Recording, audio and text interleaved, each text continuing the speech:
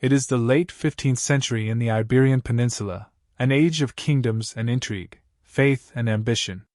This rugged, sun-drenched land, divided for centuries, would soon bear witness to one of the most remarkable unions in European history, a union that would shape not only the fate of Spain but also the fate of empires across the globe. At the heart of this story are two individuals, Queen Isabella I of Castile and King Ferdinand II of Aragon. Their marriage in 1469 forged a powerful alliance, bringing together two of Spain's largest and most influential kingdoms. Isabella and Ferdinand, celebrated as the Catholic monarchs, were driven not only by love but by a shared vision of Spanish unity and expansion.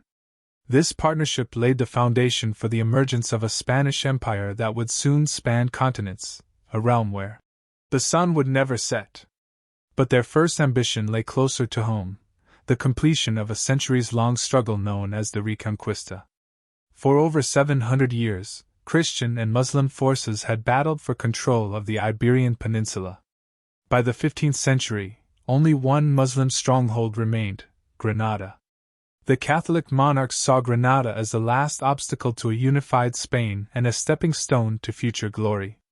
For Ferdinand and Isabella, the fall of Granada would not only complete the Reconquista but would symbolically affirm the unity and might of a Christian Spain. The tale of Granada's fall is both military and symbolic, the final note in a complex symphony of faith, politics, and ambition that had played for centuries. The Kingdom of Granada, although weakened and isolated, was a cultural and architectural jewel of the Islamic world, its palaces filled with intricate mosaics, its libraries rich with knowledge. For Ferdinand and Isabella, it was not only a military objective but a symbol of faith's triumph over foreign influence, a testament to the resilience and determination of the Christian kingdoms of Iberia. As the siege of Granada began in 1482, the Catholic monarchs commanded a coalition of Christian forces. They mobilized a massive army, fortified with artillery, a relatively new technology that would give the Spanish an advantage. Ferdinand, a skilled military leader, planned a meticulous siege, while Isabella took on the role of a morale builder. She personally financed much of the campaign, sold her own jewels to fund the army, and traveled alongside her troops, showing solidarity with the soldiers who fought in her name.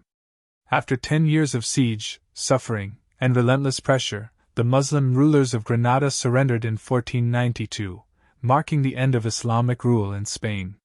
For Ferdinand and Isabella, the conquest of Granada was the ultimate validation of their authority and a testament to the unity of Spain under a Catholic banner.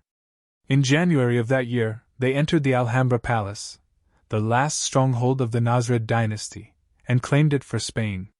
It was an act heavy with symbolism, a moment that reverberated throughout Europe. Narrator. With the fall of Granada, Ferdinand and Isabella turned their eyes beyond the shores of Spain. They saw in their victory not merely a military conquest but a divine mission, a calling to spread the Catholic faith across the world. This was the dawn of the Spanish Empire, and the Catholic monarchs believed it was their duty to carry Christianity into lands unknown. In the very year that Granada fell, another chapter in Spain's story would open, a chapter that would take Spain across the Atlantic to worlds beyond their wildest imagination. Enter Christopher Columbus, a Genoese navigator with dreams of reaching Asia by sailing westward. Columbus was not the first to envision this path, but his timing was fortuitous. With Spain unified and Granada subdued, Isabella and Ferdinand were prepared to consider Columbus's proposal. Their ambition was fueled not only by religious fervor but by economic motivations. Europe was eager for access to the spices, silk, and wealth of Asia, and Spain, newly unified and strengthened, did not want to be left behind in this race for riches. In the spring of 1492, just months after the fall of Granada, Columbus finally secured royal backing. Isabella, deeply influenced by her faith and the promise of spreading Christianity, championed Columbus's mission. She provided him with the necessary ships, the Nina, the Pinta, and the Santa Maria, and a crew, sending them on a voyage that would alter the course of history. When Columbus set sail from the port of Palos de la Frontera in August 1492, he carried not only the hopes of a kingdom, but the dreams of an empire. He journeyed across uncharted waters, driven by a vision as vast as the oceans themselves. His arrival in the New World in October 1492 marked the beginning of a new era for Spain, an era that would see it transform from a European kingdom into a global empire. Unbeknownst to Columbus and his sponsors, his voyage would unleash a wave of exploration, conquest, and colonization that would forever alter the Americas and indeed, the world. Narrator. The conquest of Granada and the voyages of Columbus ignited a period of unparalleled exploration for Spain. Within a few decades, Spanish conquistadors would sail across the Atlantic, driven by the promise of wealth and the desire to spread Christianity. Figures like Hernán Cortés and Francisco Pizarro would lead expeditions into the heart of the Americas, toppling empires and seizing vast territories in the name of Spain. These conquests brought extraordinary wealth to Spain, particularly in the form of gold and silver mined from the New World, and transformed it into one of the wealthiest nations in Europe. Yet, the establishment of Spain's empire in the Americas was not merely a tale of conquest and riches. It was also a story of cultural encounter, of exchange and conflict between civilizations. The Spanish brought with them their language, their customs, and, most importantly, their faith. Catholic missionaries accompanied the conquistadors, seeking to convert the indigenous populations to Christianity. Churches and missions were established across the Americas, reshaping the cultural and spiritual landscape of entire continents. For Ferdinand and Isabella, the success of Columbus and the expansion of Spanish influence overseas was a vindication of their divine mission. The riches of the New World filled the coffers of Spain, funding further conquests and enabling Spain to emerge as a dominant power in Europe. However, the encounter with the indigenous peoples of the Americas also posed moral and ethical questions. Debates erupted within Spain about the treatment of the indigenous population, leading figures like Bartolomé de las Casas to advocate for their rights and condemn the brutality of Spanish colonization. In this early phase of empire, the Spanish crown sought to impose a system of governance over its new territories. The Council of the Indies was established to administer the empire, creating a bureaucratic framework that would govern Spain's vast overseas holdings. The encomienda system, initially designed to organize and oversee labor, soon became a tool of exploitation, leading to severe hardship for the indigenous population. The Spanish Empire was thus marked by a paradox. On one hand, it was driven by a genuine desire to spread the Christian faith. On the other, it was built on conquest, wealth extraction, and social stratification. Narrator. By the time of Isabella's death in 1504, Spain had irrevocably altered the trajectory of world history. The Union of Castile and Aragon had brought Spain to the heights of power, and the Reconquista had established it as a unified Christian kingdom. Columbus's voyage, sanctioned by Isabella and Ferdinand, had unlocked the door to the New World, ushering in an era of exploration that would see Spain become a global empire. In this scene, we have witnessed the rise of a Spanish empire, driven by faith, ambition, and the pursuit of glory. The conquest of Granada and the voyages of Columbus were only the beginning. Spain was poised to extend its reach across continents, forever changing the lives of the people it encountered and laying the foundations of an empire that would influence world events for centuries. As we close this first chapter, we stand on the precipice of an age where Spain's influence will spread from the Americas to Asia, from the heart of Europe to the farthest reaches of the Pacific. The stage is set for a tale of exploration, conflict, and transformation that would see the Spanish Empire become one of the largest and most powerful empires in history.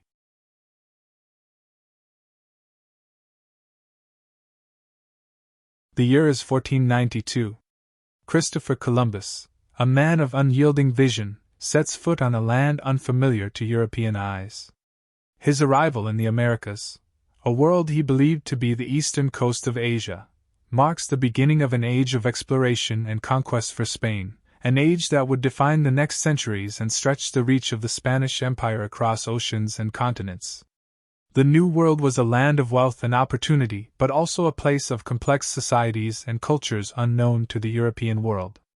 With Columbus's discovery, Spain's ambition was set ablaze, and the age of conquest began. Upon returning to Spain, Columbus was celebrated as a hero, his voyage seen as a divine affirmation of Spain's destined greatness. His initial expedition was followed quickly by a second, as the Catholic monarchs, Ferdinand and Isabella, were eager to capitalize on their newfound territories. Columbus's discoveries sparked a wave of Spanish interest in exploration and established the foundation for a growing empire in the Americas. But the new territories held both promise and peril. Spanish explorers, priests, and adventurers would soon set out in greater numbers, driven by the pursuit of wealth, power, and the desire to spread Christianity. Spain's expansion into the New World unfolded in a series of explorations and conquests that would come to define the imperial ambitions of Spain and alter the lives of indigenous populations forever. Narrator. Columbus's second voyage in 1493, backed by the authority and resources of the Spanish crown, was not just an exploratory mission but a colonizing expedition. This time, he returned to the Americas with a fleet of 17 ships and over 1,000 men, including soldiers, priests, and settlers. Columbus's goal was no longer simply to explore but to establish a permanent Spanish presence. His task was to create a foothold, a Spanish colony, in this land of riches, to ensure Spain's claims over its newly discovered territories. When Columbus arrived in the Caribbean, he encountered the Taino people, a native group living on the islands, and began the process of establishing Spanish control. Initially, interactions between the Spaniards and the Taino were relatively peaceful. However, misunderstandings, cultural differences, and the Spanish demand for labor and resources quickly escalated tensions. The Spanish crown had granted Columbus the right to rule these new lands, and he took this power to heart. He viewed the indigenous populations as subjects of Spain and believed it was his divine mission to bring them into the Catholic faith. But Columbus's rule over the Taino was far from benevolent. He imposed harsh labor demands, often forcibly conscripting Taino men to mine for gold and work on Spanish settlements. The Taino, who had never experienced such oppression, began to resist. In response, Columbus and his men retaliated with violence, punishing the Taino who resisted and subjugating them through fear. This brutal approach set the tone for much of Spain's early interactions with indigenous populations, as explorers and conquerors saw the wealth of these new lands as a prize for the taking. The second voyage of Columbus was only the beginning. Over the next decades, Spanish explorers, known as conquistadors, would arrive in waves, each motivated by tales of vast cities of gold and civilizations waiting to be conquered. Figures like Hernán Cortés and Francisco Pizarro would carve paths of conquest through Mesoamerica and South America, fundamentally reshaping the Americas. Narrator. The Spanish were not only in search of gold but were also on a mission to spread Christianity. Priests and missionaries accompanied these early expeditions, driven by a sense of divine duty to convert the indigenous peoples to the Catholic faith. The Catholic monarchs, Ferdinand and Isabella, saw this as part of their larger mission, to expand the influence of the Catholic Church and ensure Spain's place as a dominant Christian power. The Crown established a framework to administer and convert these new territories, often with the help of the Church, which would play a central role in the Spanish colonies for centuries. The encounters between Spanish priests and indigenous shamans, chiefs, and communities were often tense. The indigenous peoples of the Americas had their own religions, deeply rooted in their histories and cultures. For many indigenous groups, conversion was a form of submission, a surrender of their ancestral beliefs to an invading force. But for the Spanish, who believed deeply in the truth of their faith, there was no room for negotiation. Missionaries saw their work as salvation, a moral duty to save souls, while indigenous leaders saw it as an imposition, a force that sought to erase their identity. To enforce this new system, the Spanish crown implemented the encomienda system. This system granted Spanish settlers, encomenderos, the right to collect tribute from indigenous communities in exchange for providing protection and instruction in the Christian faith. In theory, this arrangement was supposed to protect and uplift the indigenous population. In practice, however, it became a system of exploitation and forced labor. The encomienda system required indigenous people to work for the Spanish encomenderos in fields, mines, and construction projects, often under brutal conditions. Many indigenous people perished due to the harsh demands of labor, as well as from European diseases, which spread rapidly through populations with no natural immunity. The arrival of smallpox and other diseases was devastating. The impact was so catastrophic that entire communities were wiped out, reducing the indigenous population by tens of millions. This demographic collapse was one of the most tragic consequences of Spanish colonization, a disaster that the indigenous people of the Americas would struggle to recover from for centuries. Narrator. Columbus's discoveries opened the floodgates for Spain's exploration of the Americas, and by the early 16th century, the Spanish Empire in the New World was taking shape. The Crown sent expeditions to establish new colonies, secure resources, and extend Spanish influence. As the Spanish foothold expanded, explorers moved beyond the Caribbean, pushing into Central and South America in search of new territories to claim and new wealth to extract. Among the most famous of these explorers was Hernán Cortés, a young Spanish nobleman who arrived in the New World in 1504. Ambitious and daring, Cortés had his sights set on the mysterious empire of the Aztecs, a civilization that, according to rumors, possessed immense wealth. In 1519, with only a few hundred soldiers, Cortés embarked on an expedition that would bring him face to face with Montezuma II, the Aztec ruler, in the heart of Tenochtitlan, one of the most magnificent cities in the Americas. The encounter between Cortés and Montezuma would lead to the fall of the Aztec Empire and the establishment of Spanish rule over Mesoamerica. This conquest, though celebrated by Spain, was marked by violence, betrayal, and resistance. Cortés and his men were able to exploit divisions within the Aztec Empire, forming alliances with indigenous groups who opposed Aztec rule. This strategy allowed the Spanish to overcome the numerical disadvantage they faced against the mighty Aztec army. With the help of these alliances and the use of European weaponry, Cortés and his forces captured Tenochtitlan in 1521, forever changing the face of Mesoamerica. The conquest of the Aztecs was followed by further Spanish campaigns across the Americas. Francisco Pizarro led an expedition to the Inca Empire in South America, a civilization rich in gold and silver. With a combination of deception, military force, and the spread of European diseases, Pizarro and his men toppled the Inca ruler Atahualpa and brought the vast territories of the Inca Empire under Spanish control. These conquests flooded Spain with wealth, making it the richest nation in Europe and allowing the Spanish crown to finance further expansion. Narrator. But the conquest of the New World was not solely a tale of triumph for Spain.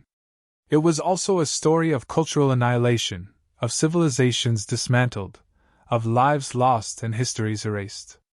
The indigenous peoples of the Americas fought bravely to defend their lands, their ways of life, and their beliefs. Resistance continued long after the Spanish arrived, with uprisings and rebellions breaking out across the Americas. Yet the vast resources of the New World transformed Spain, allowing it to become a superpower that would influence global politics, trade, and culture for centuries. In Spain itself, debates over the morality of conquest began to emerge. The Valladolid debate of 1550 was one of the first ethical discussions about colonialism in history. Figures like Bartolomé de las Casas argued passionately for the rights of indigenous people, condemning the abuses committed by conquistadors. Although the debate led to some reforms, the exploitation continued, and the Spanish Empire's expansion proceeded relentlessly. The Spanish presence in the New World was a complex mixture of conquest, colonization, and conversion. It was a process that reshaped the Americas, introducing European ideas, language, and religion, while extracting vast resources that enriched the Spanish crown. The legacy of these early years would echo throughout the centuries, as the Spanish Empire's influence spread across the globe, shaping the cultural and political landscapes of the Americas and beyond. The early 16th century marked a new chapter for Spain in the Americas.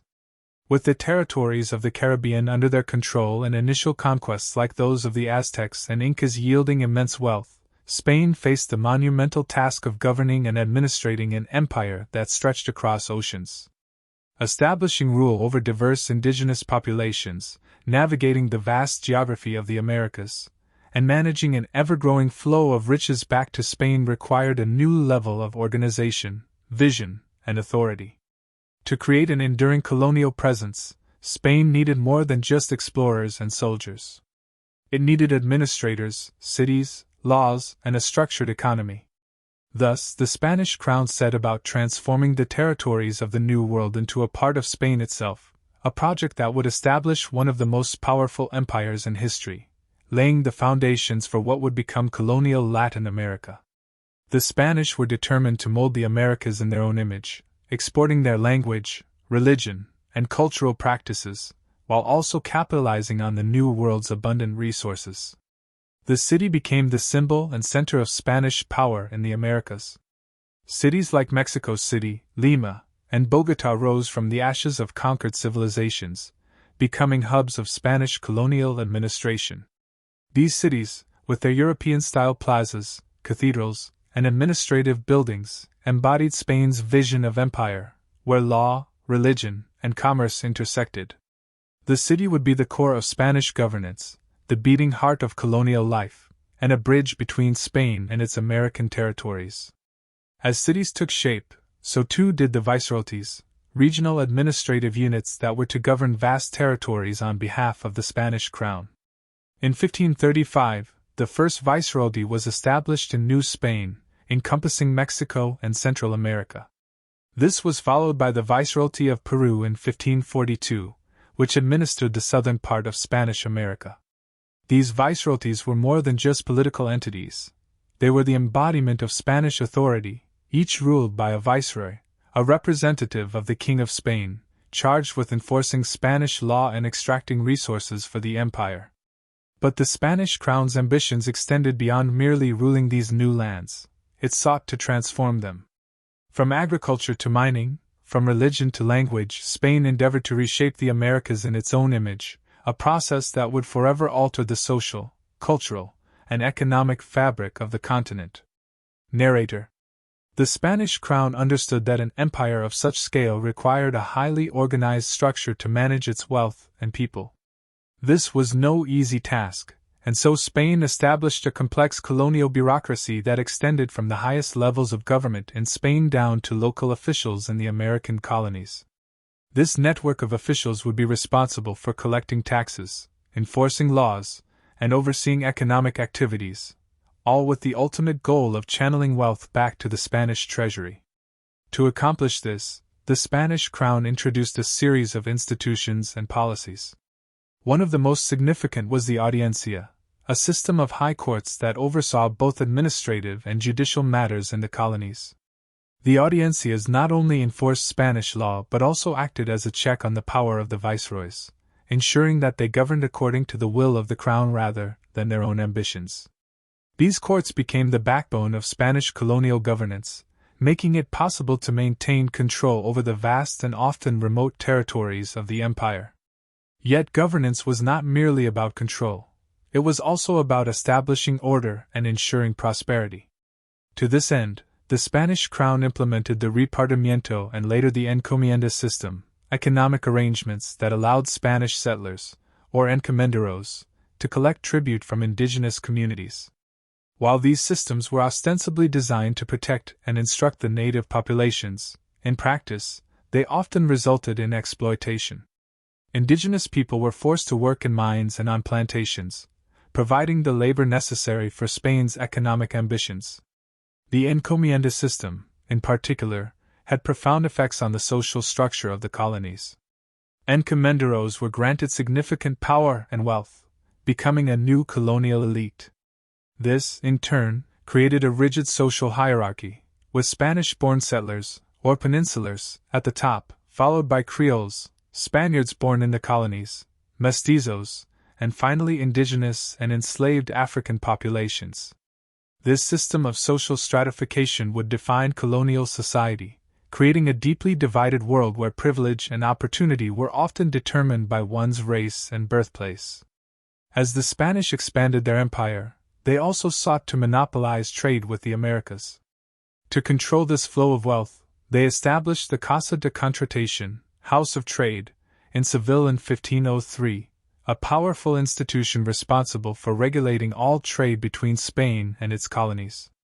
The Casa de Contratación controlled the fleets that carried goods and wealth across the Atlantic, ensuring that Spain reaped the benefits of its empire. The riches of the New World flowed back to Spain in the form of silver, gold, sugar, and other commodities, funding the Spanish monarchy's grand ambitions and cementing Spain's position as a dominant European power. Narrator. However, Spanish rule in the Americas was not only about governance and wealth.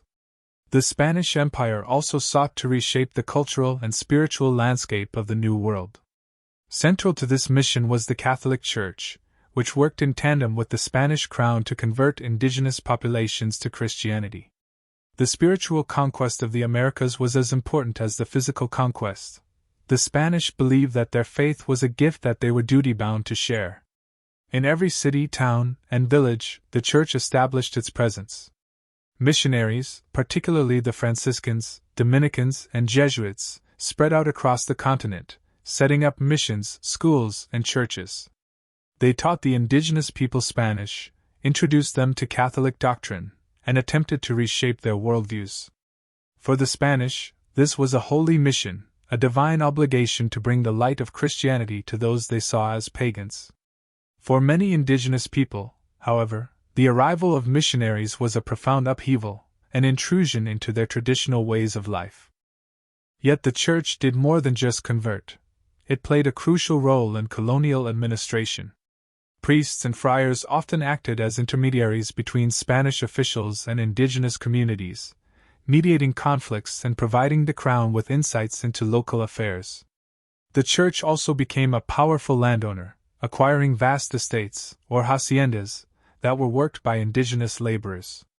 These estates not only generated wealth for the Church but also cemented its influence within colonial society, making it one of the most powerful institutions in the Spanish Empire.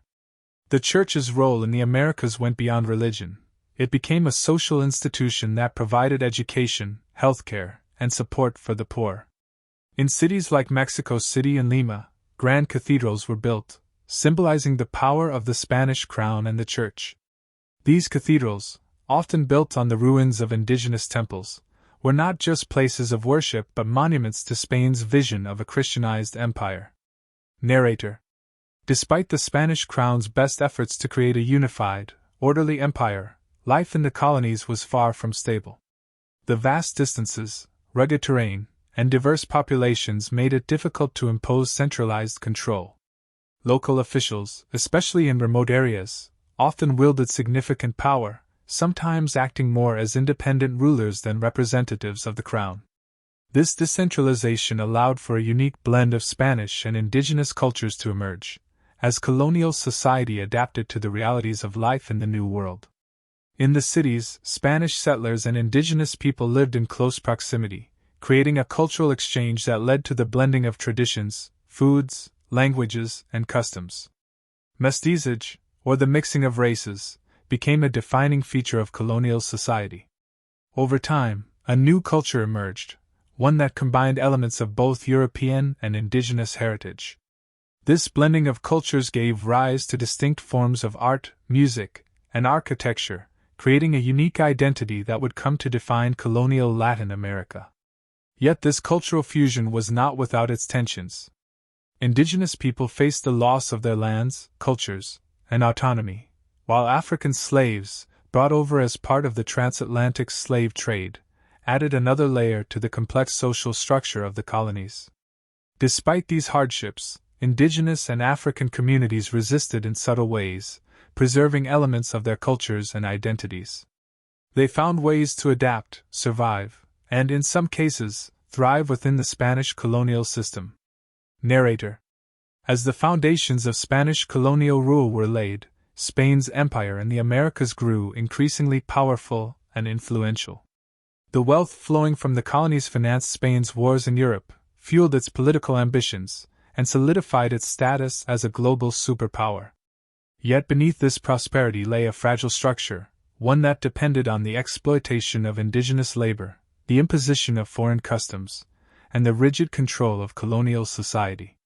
The colonial system Spain had built was effective in the short term, but it sowed the seeds of future discontent. Over time, the social and economic inequalities inherent in colonial rule would lead to tensions and, eventually, to the independence movements that would sweep through Latin America in the 19th century. For now, however, the Spanish Empire was at its height, a vast and intricate network stretching from the Philippines in the east to the Andes in the west, bound together by ambition, faith, and the pursuit of wealth. By the mid-16th century, Spain's colonies in the Americas were yielding extraordinary wealth, particularly in the form of silver. This silver was not merely a resource but the lifeblood of the Spanish Empire, a metal that fueled European economies, funded wars, and helped establish Spain's dominance. At the heart of this wealth lay two major mining regions, the mines of Potosi in present-day Bolivia and Zacatecas in Mexico. These mining centers transformed Spain's empire and reverberated across the globe, setting the stage for the first truly interconnected world economy. The discovery of silver in the Andes and Mexico was revolutionary, providing Spain with an asset that other European powers could only dream of.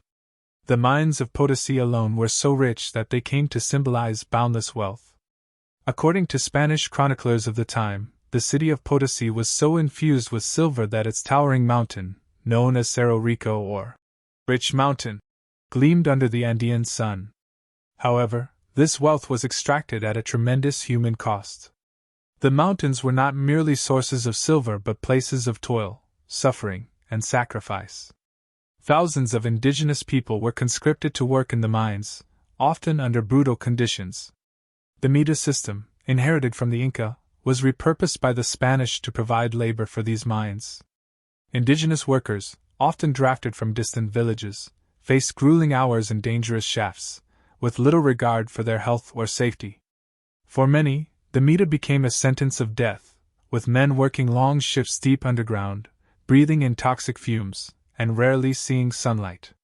The lives of these workers were the unseen price of Spain's empire. As the silver poured forth, Spain organized an elaborate and guarded transportation system to ensure that the precious cargo reached Spanish soil. Ships laden with silver would set sail from the New World, traveling across the treacherous Atlantic, often escorted by heavily armed fleets to defend against pirates and rival nations. Once in Seville, this silver would be weighed, taxed, and redistributed, financing Spanish wars, filling royal coffers, and flooding European markets with Spanish currency. Narrator. The arrival of silver had far-reaching consequences beyond Spain. It catalyzed what some historians now call the price revolution, a period of significant inflation in Europe due to the increased supply of currency. With so much silver circulating, prices began to rise across the continent, creating both opportunities and hardships. For the Spanish crown, this surge of wealth was initially a blessing, allowing it to pursue grand ambitions on the European stage, but the flood of silver would also become a curse, leading to financial instability, corruption, and economic dependency. In cities across Europe, Spanish silver facilitated an era of relative prosperity. Artisans, merchants, and traders found new opportunities as markets expanded, while Spain's nobility enjoyed the fruits of their empire.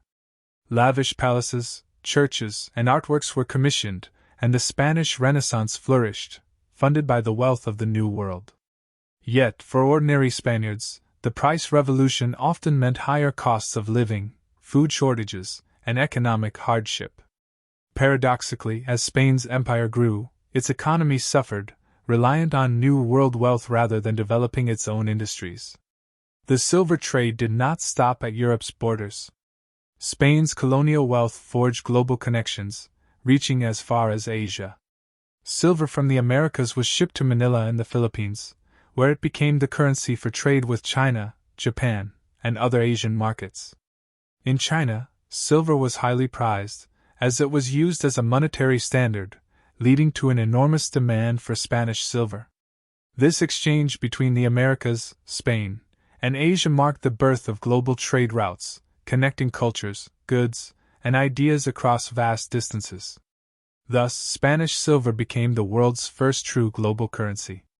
It funded the armies and navies of Spain, circulated through European marketplaces, bought Chinese silk and porcelain, and became the foundation of the global economy. The impact of this wealth can still be seen today in the art, architecture, and infrastructure of Spain's historic cities, in the palaces and cathedrals built from colonial riches, and in the enduring influence of Spanish culture across Latin America. Narrator. However, the reliance on silver came at a cost. Over time, the Spanish crown found itself trapped in a cycle of debt and dependency. Wars in Europe, particularly against France and England, drained resources, while the vast wealth from the Americas fueled corruption and complacency among Spain's ruling class. Rather than investing in infrastructure or diversifying its economy, Spain relied heavily on silver, leading to a precarious financial situation that would weaken the empire in the centuries to come. The emphasis on silver extraction also disrupted local economies in the Americas. Indigenous communities, already decimated by disease and exploitation, were increasingly drawn into a system of forced labor that left little room for traditional agricultural practices. The encomienda and mita systems devastated native populations, leading to the abandonment of villages and the fragmentation of indigenous societies. This destruction of local economies and cultures would have lasting repercussions, reshaping the demographics and landscapes of the Americas. As silver became the primary focus, the environment also paid a heavy price. The demand for fuel to process the silver led to widespread deforestation, particularly around mining centers like Potosi. Forests were cut down to provide wood for the furnaces that smelted the ore, leaving barren landscapes in their wake. Rivers were diverted, and the once thriving ecosystems of the Andean highlands were altered beyond recognition. The environmental impact of Spanish mining practices was profound, affecting the land, water, and people who lived in these regions. Narrator. Despite the riches it brought, silver was a double-edged sword for the Spanish Empire. While it allowed Spain to assert its dominance, it also sowed the seeds of future decline. The influx of wealth created a false sense of security, masking deeper economic vulnerabilities. As other European nations, particularly England and the Netherlands, began to develop their own industries and trade networks, Spain found itself lagging behind, overly reliant on its colonies for wealth. By the late 17th century, the silver mines of the Americas began to yield less, and Spain's fortunes started to wane. The empire's reliance on a single resource left it unprepared for a world where other nations had diversified their economies. The once bustling trade routes that brought silver to Spain became a source of contention, as rival powers sought to disrupt Spain's hold on colonial wealth. Pirates, privateers, and competing European powers targeted Spanish ships, hoping to seize the riches of the New World for themselves. The decline of silver production exposed the fragility of Spain's economy and marked the beginning of a gradual loss of influence.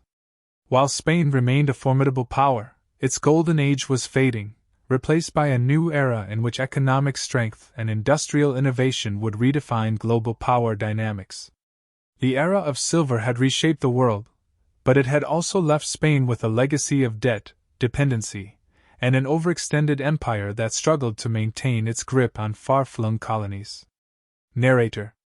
In the long arc of history, Spain's silver-driven economy was both a marvel and a cautionary tale. The silver trade had transformed Spain into a superpower, funding an empire that spanned the globe, but it had also created vulnerabilities that would eventually contribute to Spain's decline. The legacy of Spanish silver continues to echo through history, a reminder of the power and pitfalls of empire, the human cost of wealth, and the enduring impact of colonial exploitation. In the vast territories of the Spanish Empire, a new world was taking shape, one defined by the fusion of cultures, languages, and peoples, as well as by complex social hierarchies and racial distinctions. Colonial society in the Spanish Empire was a mosaic, woven together from the diverse backgrounds of indigenous peoples, Spanish settlers, African slaves, and mixed-race populations that emerged over centuries of interaction. This was a society defined not only by conquest and extraction but by cultural synthesis and adaptation, producing a unique and diverse colonial identity that would shape the Americas for centuries to come. From the start, Spanish colonial society was marked by a strict social hierarchy. At the top were the peninsulars, Spanish-born settlers who came to the Americas in search of wealth and opportunity. These individuals occupied the most prestigious positions in colonial administration, church leadership, and land ownership, wielding significant influence over local politics and society. Below them were the criollos or creoles, people of Spanish descent born in the colonies. Although they shared the same ancestry as the peninsulars, the creoles were often excluded from the highest echelons of power, leading to tensions that would simmer and eventually contribute to independence movements in the centuries to come. For the indigenous populations, Spanish rule meant a profound transformation of their social and cultural landscapes. Many indigenous communities were forcibly reorganized into reductions or Spanish-style settlements, where they were instructed in Catholicism, Spanish customs, and agricultural techniques designed to serve the colonial economy. The Spanish crown justified its rule as a mission of civilization and religious conversion, but in practice, these policies disrupted traditional ways of life, eroded local governance structures, and led to significant cultural and economic displacement. Indigenous nobility, however, was often co-opted into the colonial system, allowed certain privileges in exchange for loyalty to the Spanish authorities. This created a complex web of allegiances, with indigenous leaders navigating a colonial world that offered both opportunities and profound challenges. The arrival of enslaved Africans added another dimension to the colonial hierarchy. Brought to the Americas to labor in sugar plantations, mines, and households, Africans endured brutal conditions, yet they also left a lasting mark on the cultures of Spanish America. In regions like the Caribbean and coastal parts of Central and South America, African traditions in music, dance, spirituality, and cuisine blended with indigenous and European customs, creating vibrant and distinct cultural landscapes. Over time, communities of freed or escaped African slaves, known as Maroons, established independent settlements, resisting colonial rule and preserving African cultural practices that would influence Latin American society. Narrator. At the heart of Spanish colonial society was a system of racial categorization known as the casta system, a detailed hierarchy based on ancestry and skin color.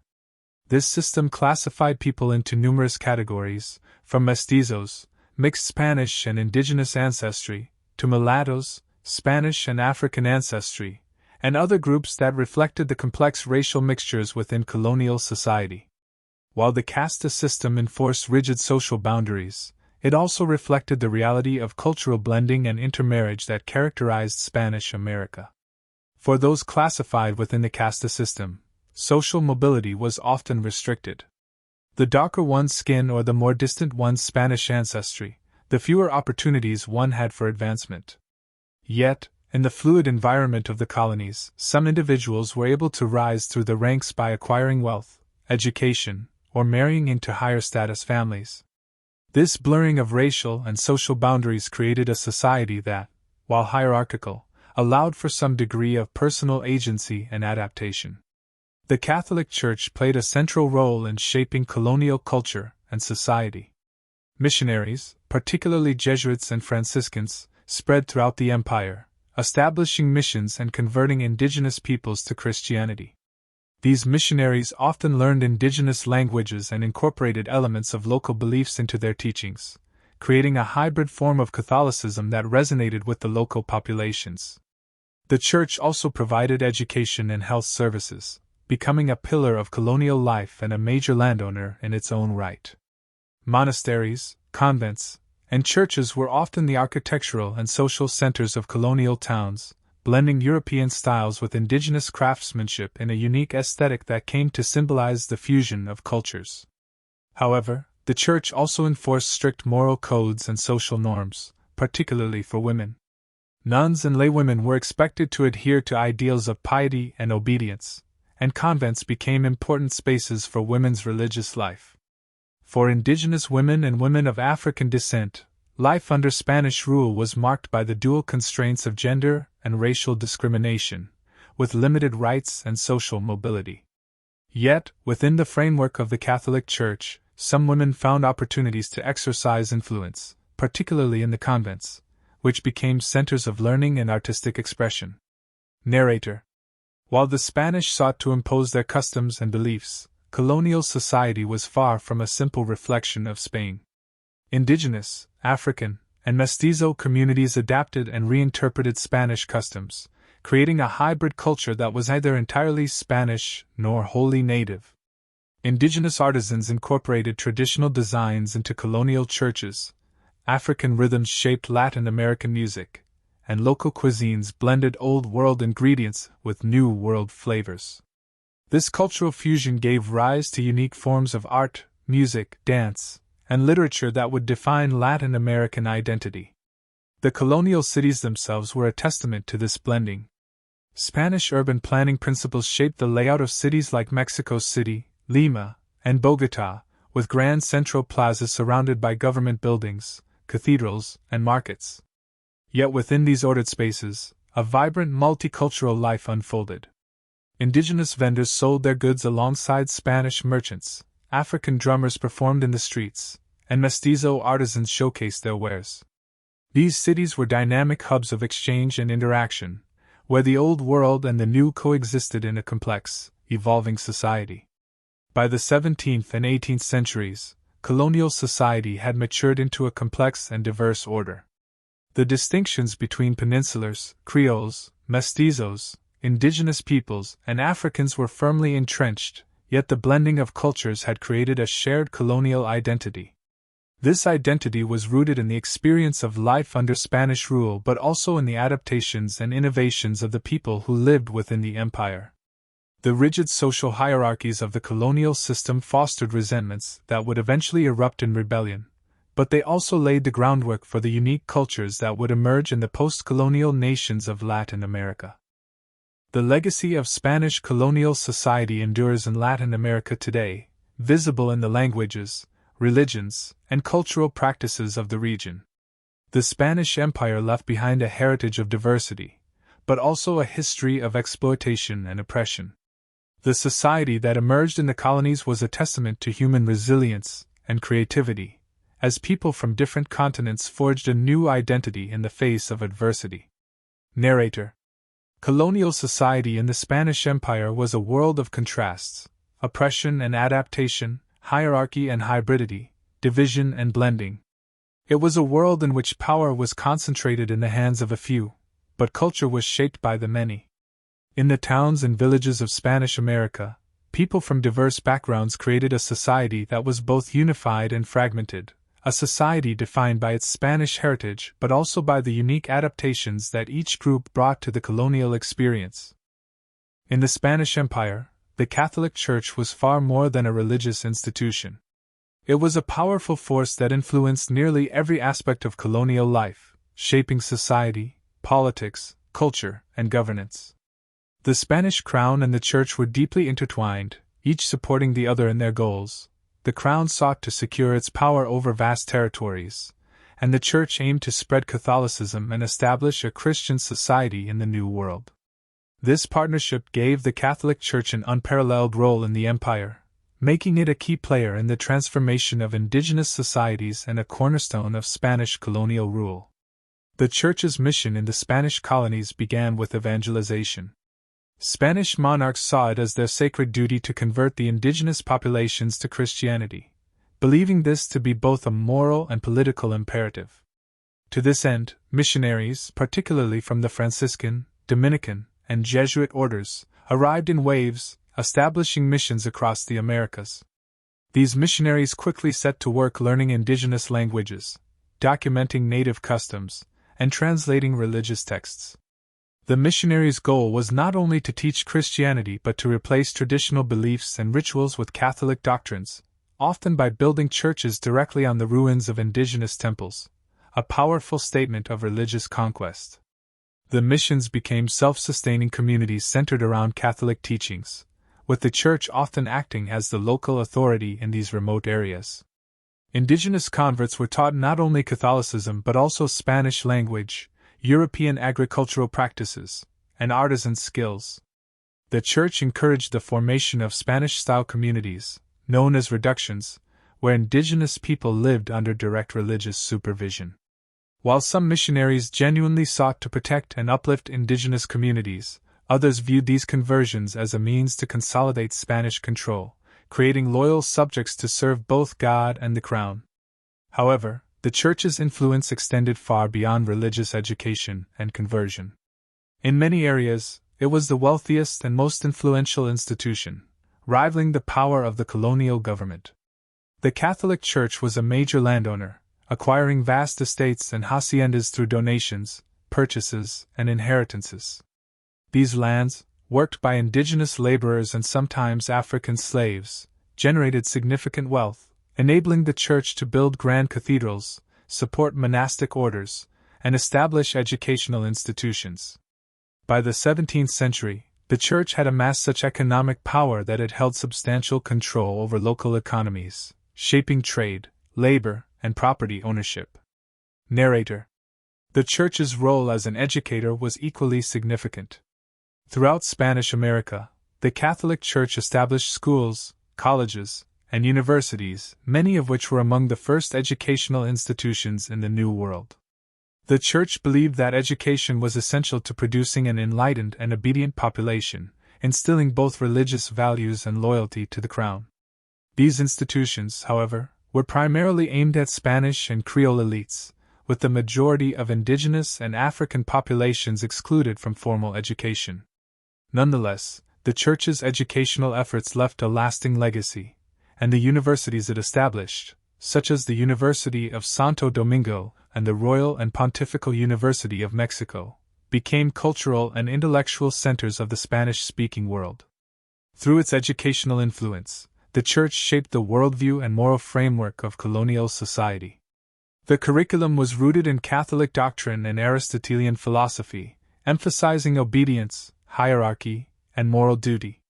Graduates of these institutions became the bureaucrats, clergy, and leaders of colonial society, carrying with them the values instilled by their Catholic education.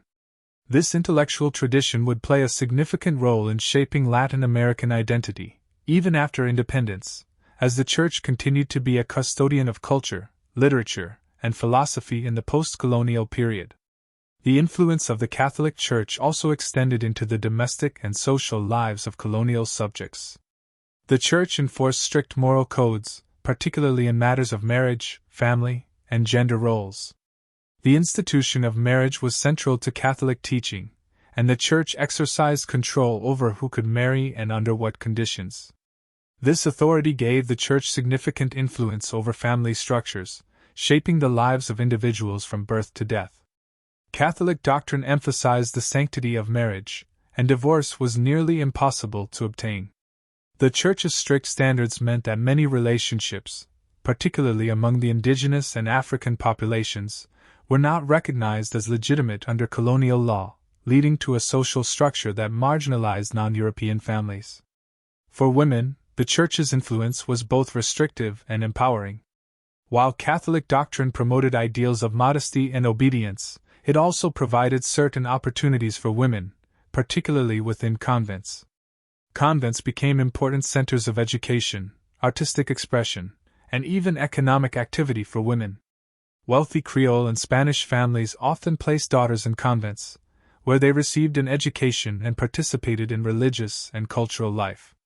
For many women, joining a convent offered a rare opportunity for independence, as they could exercise authority within the confines of religious life, managing finances, directing charitable work, and producing art and literature that contributed to the cultural richness of colonial society.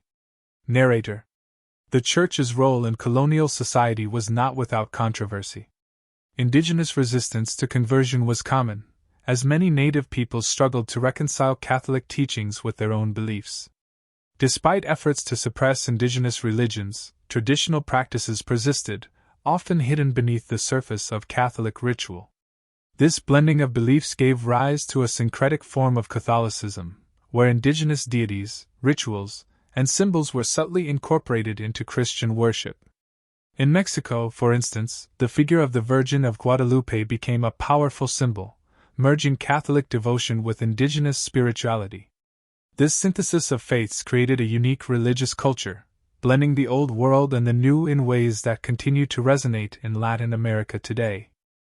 However, the Church's influence was not always benevolent. The Inquisition was a dark chapter in the history of the Spanish Empire, as the Church sought to root out heresy and maintain religious orthodoxy.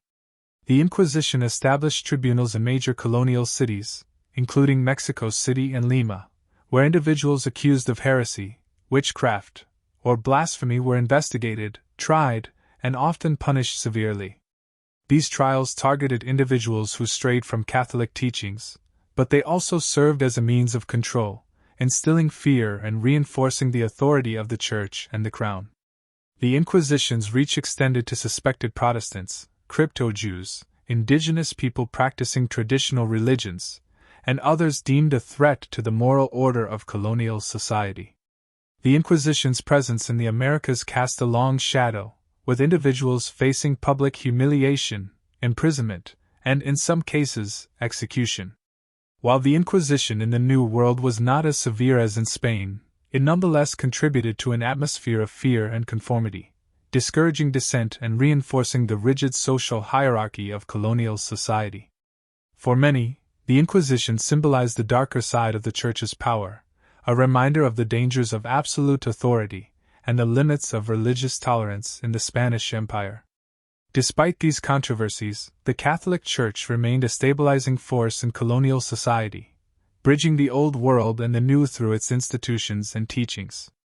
Its influence permeated every aspect of life, from governance to education, from social norms to cultural practices. The Church's architecture, art, and music became defining features of colonial cities, blending European styles with indigenous craftsmanship to create a unique cultural legacy. In cathedrals adorned with intricate carvings, in the hymns sung in local languages, and in the processions that filled colonial streets, the Catholic Church left an indelible mark on the Spanish Empire. Narrator. In the centuries to come, the Church's influence would endure, shaping Latin American societies long after the fall of the Spanish Empire. Its legacy is a complex one, marked by both profound contributions and troubling contradictions. The Church was a force of faith and unity, but also an instrument of control and oppression. It offered education and social services, but it also enforced rigid moral codes and maintained social hierarchies that marginalized large segments of society. As a pillar of Spanish colonial rule, the Catholic Church exemplified the complexities of empire, its power, its culture, and its capacity to both inspire and oppress. While the Spanish Empire expanded across continents and established a formidable presence in the New World, its vast territories and wealth made it a target for both external and internal threats. The empire was frequently drawn into wars with rival European powers eager to challenge Spain's dominance, while within its colonies, indigenous uprisings, slave revolts, and local resistance movements tested the limits of Spanish control. These conflicts underscored the fragility of colonial rule and foreshadowed the empire's eventual decline. From fierce battles with Britain, France, and the Netherlands, to the indigenous rebellions in the Andes and Mesoamerica, the Spanish Empire's history was marked by nearly constant strife, a testament to the high cost of maintaining an empire on which the sun never set. At the height of its power, Spain was the most formidable force in Europe, with an extensive network of colonies that fueled its military ambitions. The empire's wealth, largely derived from silver and gold from the Americas, allowed it to finance massive armies and powerful fleets. However, this wealth also attracted envious eyes, especially from emerging naval powers like England and the Netherlands. As Spain asserted its dominance over the Americas and claimed exclusive rights to trade routes and resources, conflicts with these powers became inevitable. The Anglo-Spanish War, 1585–1604, epitomized the tension between Spain and England. The war was sparked by religious, economic, and political rivalries and saw fierce naval battles as both nations vied for control of trade routes and colonial wealth. The Spanish Armada's defeat in 1588 was a significant blow, but Spain would continue to clash with England over the Caribbean and other strategic territories. In the Caribbean, Spain faced continuous harassment from pirates and privateers, often backed by rival European powers. The Caribbean Sea, rich with Spanish treasure fleets transporting silver and gold, became a hotspot for piracy. Figures like Sir Francis Drake, the English privateer who was knighted for his raids on Spanish settlements, exemplified the threat that piracy posed to the empire. Despite Spain's efforts to protect its treasure fleets with heavily armed galleons and fortified ports, pirates and privateers remained a persistent threat, constantly testing Spain's ability to secure its colonial wealth. Spain also faced challenges in the Netherlands, where a long and bloody conflict known as the 80 Years' War, 1568 to 1648, culminated in the independence of the Dutch Republic. This war drained Spanish resources and forced Spain to confront the limitations of its imperial power. The conflict also had significant repercussions in the New World, as the Dutch emerged as a formidable maritime power, establishing colonies in the Caribbean and South America that threatened Spain's monopoly over the region. The loss of the Dutch territories not only weakened Spain's European holdings but also introduced a new rival into the colonial theater, as the Dutch West India Company began to challenge Spanish dominance in the Atlantic. Narrator. Meanwhile, within the Spanish Empire's American territories, resistance simmered among indigenous and enslaved African populations, who bore the brunt of colonial exploitation. In the Andes, the Tupac Amaru Rebellion of 1780 to 1783 was one of the largest and most devastating indigenous uprisings against Spanish rule.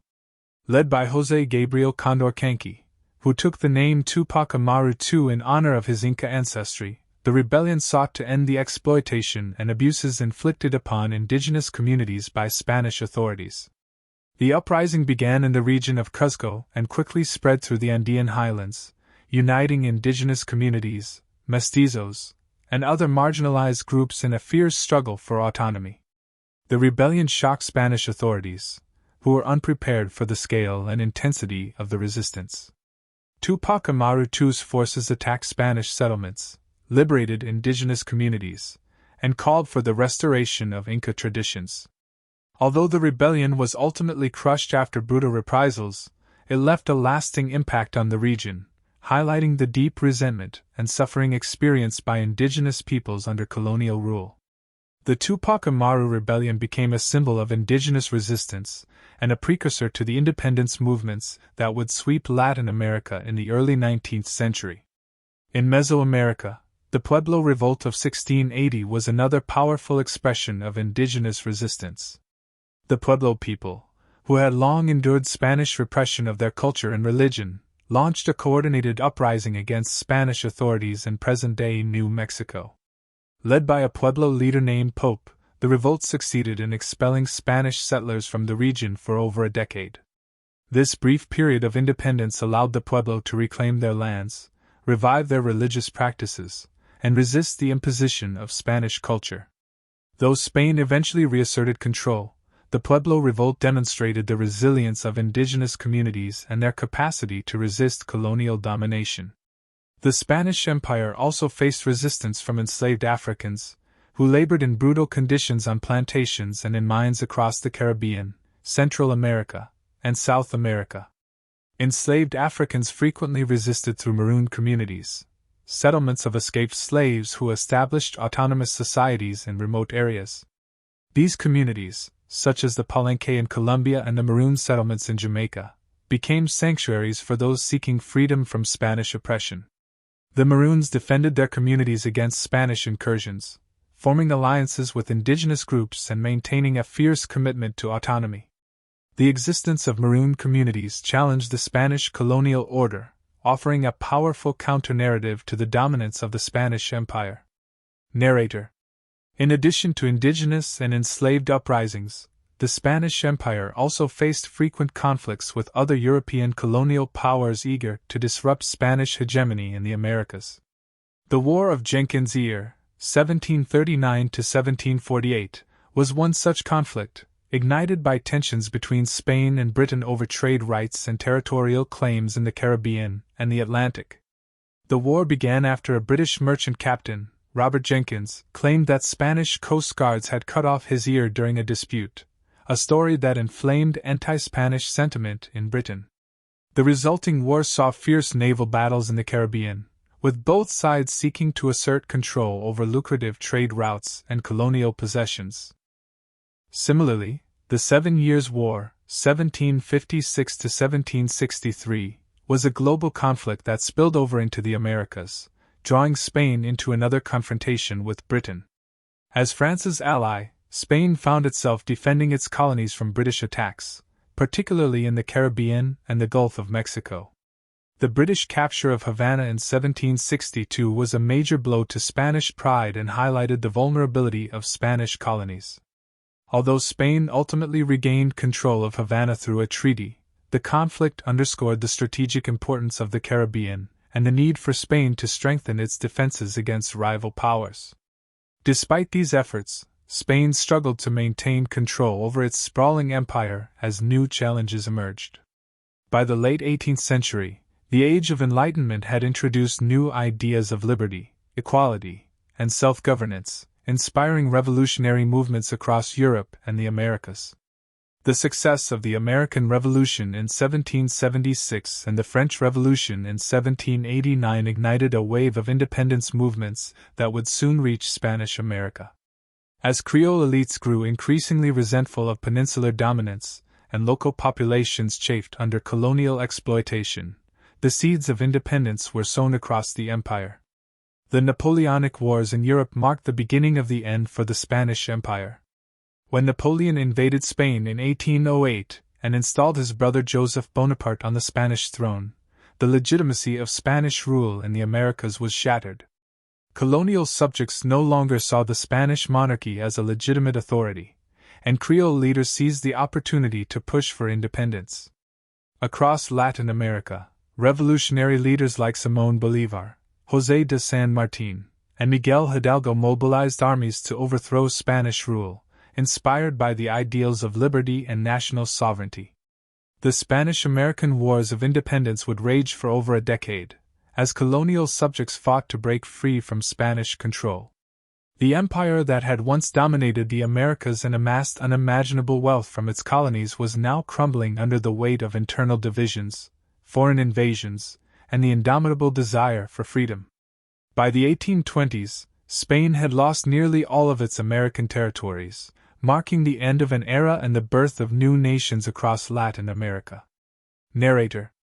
The wars, conflicts, and rebellions of the Spanish Empire were a testament to the complexities of colonial rule. They reflected the ambitions and rivalries of European powers, the suffering and resilience of indigenous and enslaved populations, and the aspirations of Creole elites.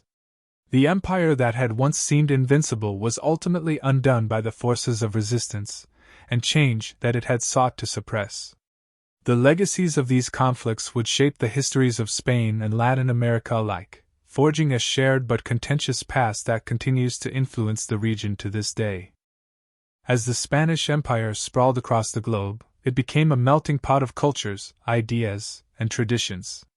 The vast empire, with its diverse territories in Europe, the Americas, Africa, and Asia, created a cultural landscape unlike any other in world history. The intertwining of Spanish, indigenous, and African cultures produced a profound and lasting impact, not only on the Spanish Empire itself but also on the societies that emerged in its former colonies. The art, architecture, religion, and language that flourished during this period are still visible today, shaping the identity of modern Latin America and influencing global cultural trends. Spain's colonial presence in the Americas was far more than a military conquest. It was an ideological and cultural conquest. Upon establishing control over the New World, the Spanish sought to spread their language, religion, and way of life to indigenous populations. While this process often involved violent suppression of native customs, it also led to the creation of a unique cultural hybrid, an amalgamation of Spanish and indigenous traditions that gave rise to new forms of artistic expression, religious practices, and societal structures. In many ways, the Spanish Empire was the crucible in which Latin American culture was forged. One of the most enduring legacies of the Spanish Empire is the Catholic Church, which played an instrumental role in both the colonization process and the cultural transformation of the Americas. The Spanish crown's mission to Christianize the indigenous peoples was central to their colonial strategy. Spanish missionaries, particularly the Franciscans, Dominicans, and Jesuits, arrived with the goal of converting the indigenous population to Catholicism, often through a combination of evangelization, education, and the establishment of missions. In the process, these missionaries became key agents in shaping the cultural landscape of the Americas. The missions they established in regions such as California, the American Southwest, and South America not only sought to convert indigenous peoples but also to teach them European agricultural practices, architectural styles, and European language. These missions often served as both religious centers and hubs of education and artistic production. The architecture of these missions, with their distinctive Spanish colonial style, became a symbol of Spain's religious and cultural influence in the Americas. The most striking feature of Spanish colonial architecture was the Baroque style, which dominated the period from the 17th to the 18th centuries. In both Spain and the colonies, the Baroque style was used to express the grandeur and authority of the Church and the Spanish crown. Baroque architecture, with its intricate detailing, dramatic contrasts of light and shadow, and elaborate ornamentation, sought to evoke awe and inspire devotion. In the Americas, Baroque churches, cathedrals, and altarpieces became the focal points of towns and cities, often serving as both spiritual centers and symbols of Spanish power. In cities such as Mexico City, Lima, and Cuzco, churches and cathedrals were often the most impressive buildings in the urban landscape. These structures were designed to demonstrate the might of the Spanish Empire and the supremacy of the Catholic faith, but they also reflected the indigenous people's artistic and architectural traditions. Many of the craftsmen who worked on these buildings were indigenous artists who blended European styles with their own cultural symbols. This fusion of styles, known as mestizage, is one of the defining features of colonial Latin American art and architecture. Narrator. The influence of Spain on the religious and artistic life of the colonies cannot be overstated. The Catholic Church not only played a role in the construction of monumental religious buildings, but also in the creation of art. The casta paintings, for example, were a genre of art that emerged in the 18th century, depicting the social hierarchy that emerged in the Spanish colonies. These paintings portrayed people of mixed heritage, such as mestizos, European and indigenous ancestry, and mulattoes, European and African ancestry, and illustrated the complex social structure of colonial society. The casta paintings served both as a form of social commentary and a way of visually representing the racial and cultural hierarchy that was central to Spanish colonialism. In the realm of religious art, Spanish colonial artists created a unique fusion of European Baroque style with indigenous motifs, resulting in works that were both religiously significant and visually stunning. In regions such as Mexico, Peru, and Ecuador, indigenous artists were trained in European artistic techniques and materials, such as oil painting, sculpture, and fresco. However, they often incorporated native symbols and imagery into their works, creating a distinctly American form of Baroque art. One of the most famous examples of this fusion can be seen in the works of Diego de la Cruz, a Cuzco school artist whose religious paintings depicted biblical scenes but were imbued with Andean symbols. Similarly, Luis de Mina, a Mexican artist, is known for creating religious altarpieces that featured European saints but also integrated indigenous iconography. These works were not just artistic expressions, they were tools for spiritual and social control, as they reinforced Catholic doctrines and helped legitimize Spanish authority over indigenous populations. The Spanish Empire's influence on art was not limited to religious works. Secular art, such as portraiture and landscapes, also flourished during the colonial period. Portraits of Spanish elites and Creole aristocrats became popular, as they sought to emulate European nobility and assert their social status. These portraits often depicted the subjects in opulent attire, holding symbols of wealth and power, such as weapons, jewelry, and books. These works reflected the desire of the Spanish elite in the Americas to establish their own identity, distinct from both the indigenous population and the peninsular Spanish nobility. Landscape painting also emerged as a popular genre during the colonial period. Many of these works depicted the dramatic and diverse landscapes of the Americas, showcasing the natural beauty of the New World and its exotic flora and fauna. These paintings were often commissioned by Spanish officials and aristocrats who sought to document the riches of the New World and the vast territories under Spanish control. The depiction of lush tropical jungles, towering mountains, and expansive coastlines helped to romanticize the Americas in the eyes of European audiences, while also reinforcing Spain's claim to the land. Narrator. The influence of Spain on the Americas also extended to literature and language. Spanish became the dominant language in the New World, and its use was both a tool of control and a means of cultural assimilation. The Spanish language shaped the identity of the colonies, and over time, it became the primary language of education, administration, and religion. While indigenous languages continued to be spoken, particularly in rural and remote areas, Spanish became the lingua franca of the colonial elites and the vehicle for literary and intellectual expression. Spanish colonial writers and intellectuals produced works that blended European literary traditions with the realities of life in the Americas. Writers like Sor Juana Inés de la Cruz in Mexico and Guamán Poma de Ayala in Peru explored themes of religious faith, colonial oppression, and the complex cultural interactions between Europeans, Africans, and indigenous peoples. Sor Juana, a nun and writer, is particularly notable for her sharp critique of the social and gender norms of colonial society. Her works, including poetry, plays, and essays, championed intellectual freedom and education for women, making her one of the most important figures in colonial literature. At the same time, indigenous writers began to incorporate their own languages, philosophies, and histories into literary works, creating a rich tapestry of voices that contributed to the cultural heritage of Latin America. Guamán Poma de Ayala's New Chronicle and Good Government, 1615, is an important example of an indigenous critique of Spanish colonialism. Written in both Quechua and Spanish, the manuscript recounts the history of the Incas and criticizes the Spanish for their exploitation of indigenous peoples. Narrator. While Spain's cultural influence was profound, it was not without resistance.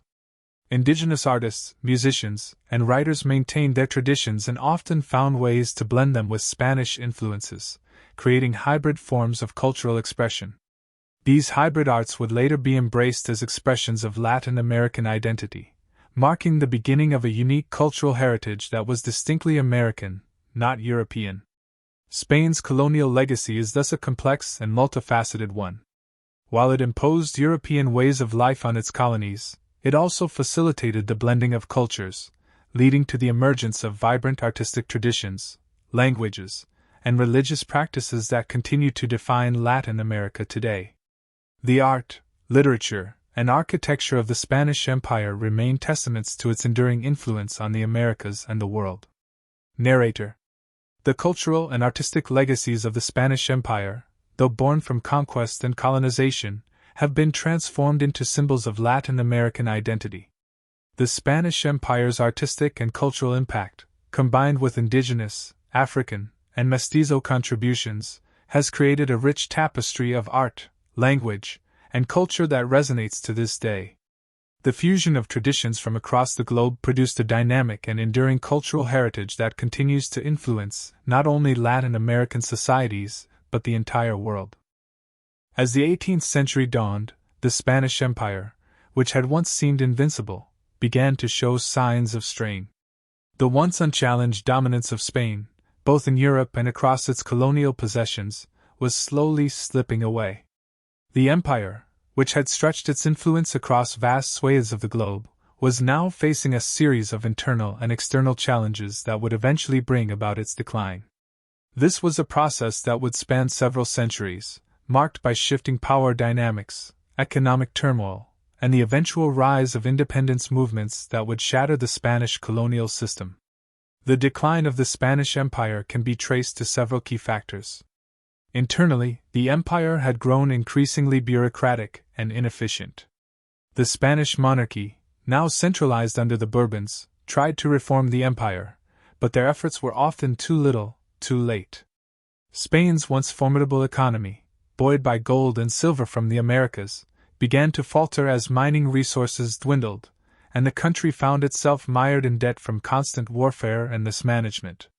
The Habsburg dynasty, which had ruled Spain for centuries, was weakened by a series of ineffective rulers, culminating in the reign of Charles II, whose death in 1700 without a direct heir set off a struggle for succession that would change the fate of Spain forever. The War of Spanish Succession, 1701 to 1714, was a pivotal conflict in the history of the Spanish Empire. When Charles II died, leaving no direct heir, a bitter war broke out between European powers vying for control of the Spanish throne. The war culminated in the Treaty of Utrecht in 1713, which forced Spain to cede some of its European territories, including the Spanish Netherlands, Naples, Milan, and Gibraltar, to Britain. This marked the beginning of Spain's gradual loss of European dominance, and signaled that the empire's days of territorial expansion were over. Externally, the Spanish Empire was increasingly vulnerable to rival European powers. The rise of Britain and France, both of which had powerful navies and expanding colonial empires, further complicated Spain's position in the world. Spain's once dominant position in the Americas began to wane as these rivals gained footholds in the New World. British control of the Caribbean and French influence in the Mississippi Valley and the Gulf of Mexico threatened Spain's colonial holdings, while a series of pirate raids and naval defeats left Spain unable to protect its vast empire. The Spanish Navy, once the most powerful in the world, was now no match for the British and French fleets. In the Americas, Spain's vast territories were home to an increasingly restive population. The indigenous populations, though devastated by disease and conquest, had not been entirely subdued, and their resistance to Spanish rule continued to simmer beneath the surface. Over time, Spain's colonial subjects, including Creoles, Spanish-born people living in the Americas, mestizos, people of mixed European and indigenous descent, and even Africans, began to feel the sting of inequality and oppression. The growing frustration among these groups would eventually lead to the spark of revolution, a movement that was brewing for over a century. Narrator. The French and American revolutions of the late 18th century played a key role in inspiring the Spanish colonies to pursue their own quest for independence. The revolutionary fervor that spread throughout Europe and the Americas reached the ears of the Spanish colonial elites, who began to question the legitimacy of Spanish rule. The influence of Enlightenment ideas, which emphasized reason, liberty, and equality, further fueled these desires for change. The French Revolution of 1789, in particular, sent shockwaves throughout Spain's colonies. The cry for liberty and democracy inspired a generation of Creole intellectuals and military officers who began to advocate for independence from the Spanish crown. One of the earliest signs of unrest in the Spanish colonies was the Mexican War of Independence, which began in 1810. The war was ignited by the call to arms from Miguel Hidalgo, a Catholic priest who is now regarded as the father of Mexican independence. In his famous Grito de Dolores on September 16, 1810, Hidalgo called for the end of Spanish rule, the abolition of slavery, and the redistribution of land to the poor. Hidalgo's movement, though initially successful in rallying a large popular following, was eventually crushed by Spanish loyalists. However, his cry for independence ignited a spark that would burn for the next decade, eventually leading to Mexico's independence in 1821. While Mexico was experiencing revolutionary turmoil, other Spanish colonies in the Americas were not far behind. Simón Bolívar, often referred to as the Liberator, led the independence movements in South America, particularly in Venezuela, Colombia, Ecuador, Peru, and Bolivia. Bolívar, a Creole born in Caracas, was inspired by the ideals of the French Revolution and the example of the American Revolution. Bolívar's campaigns were marked by epic battles, shifting alliances, and deep personal sacrifice.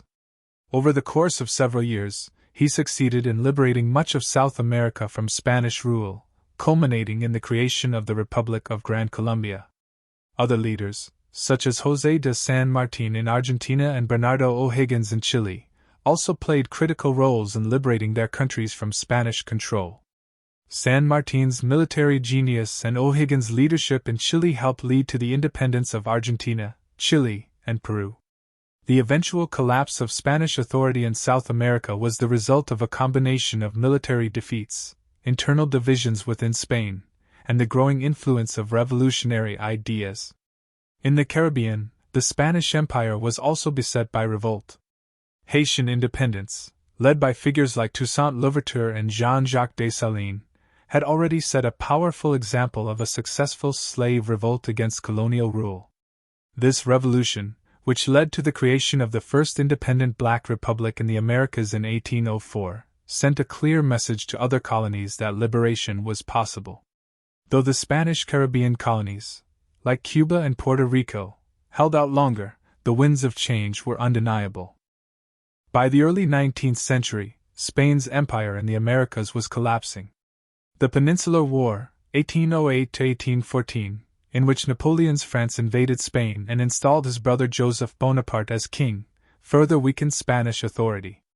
The invasion and the subsequent Napoleonic occupation left Spain politically fragmented and incapable of responding to the demands for independence in its colonies. The Spanish response to these revolutions was often brutal. Spanish forces, led by loyalist commanders, fought fiercely to maintain control, employing tactics such as scorched earth campaigns, mass executions, and counterinsurgency operations. Despite these efforts, the Spanish Empire's hold on its American colonies steadily eroded. Narrator.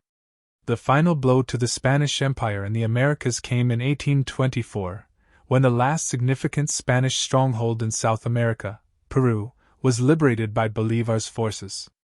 By that point, nearly all of Spain's American colonies had declared their independence. The once mighty empire, which had controlled vast territories spanning the globe, was reduced to a few isolated possessions. Spain was left with only Cuba and Puerto Rico as its remaining colonies in the Americas, which would eventually gain independence later in the 19th century.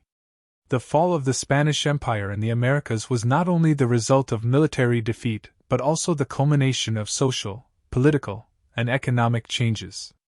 The colonial system that had long favored the Spanish crown and the aristocracy was increasingly seen as illegitimate by the growing ranks of Creole elites, who now had the means, knowledge, and resolve to challenge their rulers.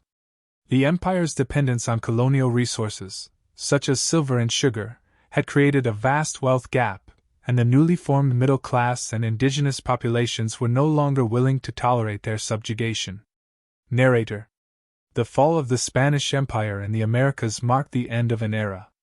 For over 3 centuries, Spain had ruled vast swaths of the New World, shaping the history, culture, and societies of entire continents. But the independence movements, driven by revolutionary ideals and fueled by a growing sense of identity and self-determination, brought an end to Spain's colonial dominance. What followed was a new age for the newly independent nations of Latin America, which would go on to shape their own destinies, but not without struggles of their own. While Spain retained its influence in Europe and parts of Africa, its empire in the Americas was no more. The once mighty Spanish Empire had crumbled, leaving behind a legacy of both oppression and cultural fusion, and the nations that rose from its ashes would carry the weight of that history into the modern era. As the Spanish Empire's territorial losses in the Americas continued, the 19th century ushered in a new age for Spain and its former colonies. By the time the Spanish crown acknowledged the independence of most of its Latin American territories, Spain was left with little more than a shadow of its former glory. The once vast empire that had stretched across 2 continents, spanning the Americas, the Philippines, and parts of Europe, had been whittled away by revolutions, warfare, and changing political tides. The Spanish Empire was no longer the dominant global power it had been for centuries. However, the final demise of Spain's colonial reign did not mean that the legacy of Spanish colonialism disappeared. The impacts of over 3 centuries of colonial rule would resonate throughout Latin America for generations to come, shaping the political, cultural, social, and economic structures of the newly independent nations. In 1820, the Spanish Empire had already lost most of its territories in the Americas, with only Cuba and Puerto Rico remaining as colonies. The final blow to Spanish rule in the New World came during the Spanish-American War of 1898, which marked the end of Spain's imperial aspirations. At the conclusion of the war, Spain ceded Cuba, Puerto Rico, the Philippines, and Guam to the United States, effectively ending Spain's colonial empire. Yet, it was not merely the loss of land that had weakened the Spanish Empire. Spain's internal politics had also contributed to its collapse. The early 19th century was a period of intense political instability in Spain, fueled by the consequences of the Napoleonic Wars, which had led to the Peninsular War, 1808 to 1814, and the occupation of Spain by French forces. During this period, Spain's monarchy was temporarily overthrown, and the nation struggled to regain a sense of unity and purpose. In the aftermath of the Napoleonic Wars, the Spanish crown attempted to restore its authority over the colonies by tightening control over its remaining territories. However, these efforts were met with growing resistance, both from the Creole elites who sought more political power and from the indigenous and mestizo populations who were deeply resentful of Spanish rule. The growing sense of nationalism in the colonies, fueled by the Enlightenment ideals of liberty, equality, and fraternity, set the stage for the wars of independence that would ultimately sweep through the Americas. Narrator. The impact of Spain's loss of its empire was profound. In the newly independent nations of Latin America, the aftermath of the wars for independence was marked by a series of challenges that these new nations had to face. The newly formed countries, many of them united in the struggle for freedom from Spanish rule, now found themselves in the difficult position of creating stable governments and economies in the wake of war and devastation. The Creole elites who had led the independence movements often found themselves in positions of power in the new republics, but they were not always able to bridge the gap between their interests and those of the indigenous and mestizo populations, who had been key participants in the struggle for independence. These tensions often led to political instability in the newly formed republics, as various factions vied for power. Meanwhile, the former colonial social and economic structures continued to shape the new nations. Plantation economies, based on the exploitation of enslaved labor, had been a cornerstone of Spanish colonial rule, particularly in places like the Caribbean and parts of Central and South America. While slavery was abolished in many places following independence, the economic system that had relied heavily on it did not disappear overnight. These countries struggled to transition to new, more equitable economic systems while dealing with the scars left by colonial exploitation. Culturally, Spain's centuries of influence over its former colonies were not easily erased. The Spanish language, Catholicism, and various aspects of Spanish legal, educational, and political systems became deeply ingrained in the societies of Latin America. In fact, Spanish-speaking countries from Mexico to Argentina, from Colombia to Chile, continue to share a common cultural heritage to this day. Architecture, art, literature, and music all retain Spanish influences, even as they evolved in the new context of independence. Even more enduring was the impact of colonial social hierarchies. Spain's rigid racial caste system, which had classified people according to their descent, whether they were born in Spain, in the colonies, or from mixed indigenous and European backgrounds, left deep scars in the societies that emerged from independence. The elite Creoles, those of Spanish descent born in the Americas, retained control over much of the land and power, while indigenous populations and African descendants struggled for their rights and freedoms long after the wars of independence had ended. In fact, the process of nation-building in Latin America was deeply influenced by Spain's colonial history. The question of national identity became central to the new republics. While many leaders sought to build new nations based on republican ideals, a complex legacy of colonial rule and its attendant inequalities persisted in the form of entrenched social and racial divisions. Narrator. The Spanish Empire's influence did not end with the loss of its territories. Over the next century, Spain's influence in global affairs was greatly diminished, but the relationship between Spain and its former colonies remained complex. The Spanish monarchy, which had been restored after the fall of Napoleon, struggled to regain its stature in Europe, while Spain's economic recovery was slow. Yet, while Spain's imperial era had ended, its cultural influence persisted through migration, trade, and diplomacy. In the late 19th and early 20th centuries, Spain would play a more peripheral role in international politics. However, it continued to maintain ties with its former colonies, and cultural and economic exchanges persisted, especially with Latin America. Spain's role in international organizations and its evolving diplomatic relations with Latin American countries highlighted a shift in its focus from empire to partnership. Furthermore, the Spanish colonial legacy can still be seen in the cultural and political exchanges between Spain and Latin America. Shared traditions, language, and religion create a bond between Spain and the Spanish-speaking world, which remains important today in global diplomacy, trade, and cultural exchanges. Narrator. The decline of the Spanish Empire and the legacy of its rule over vast territories left an indelible mark on the world. The collapse of Spain's colonial system marked the end of a period of European domination in the Americas, but it also set in motion the creation of new nations, whose struggles and triumphs would shape the course of history. The impact of Spanish colonialism can still be seen in the politics, cultures, and economies of the Americas. The imperial past cannot be easily erased, but the lessons of empire, both the glories and the atrocities, serve as a reminder of the complexities of the world's shared history. As we reflect on the story of the Spanish Empire, it becomes clear that empire building and colonialism are never simply stories of conquest and domination.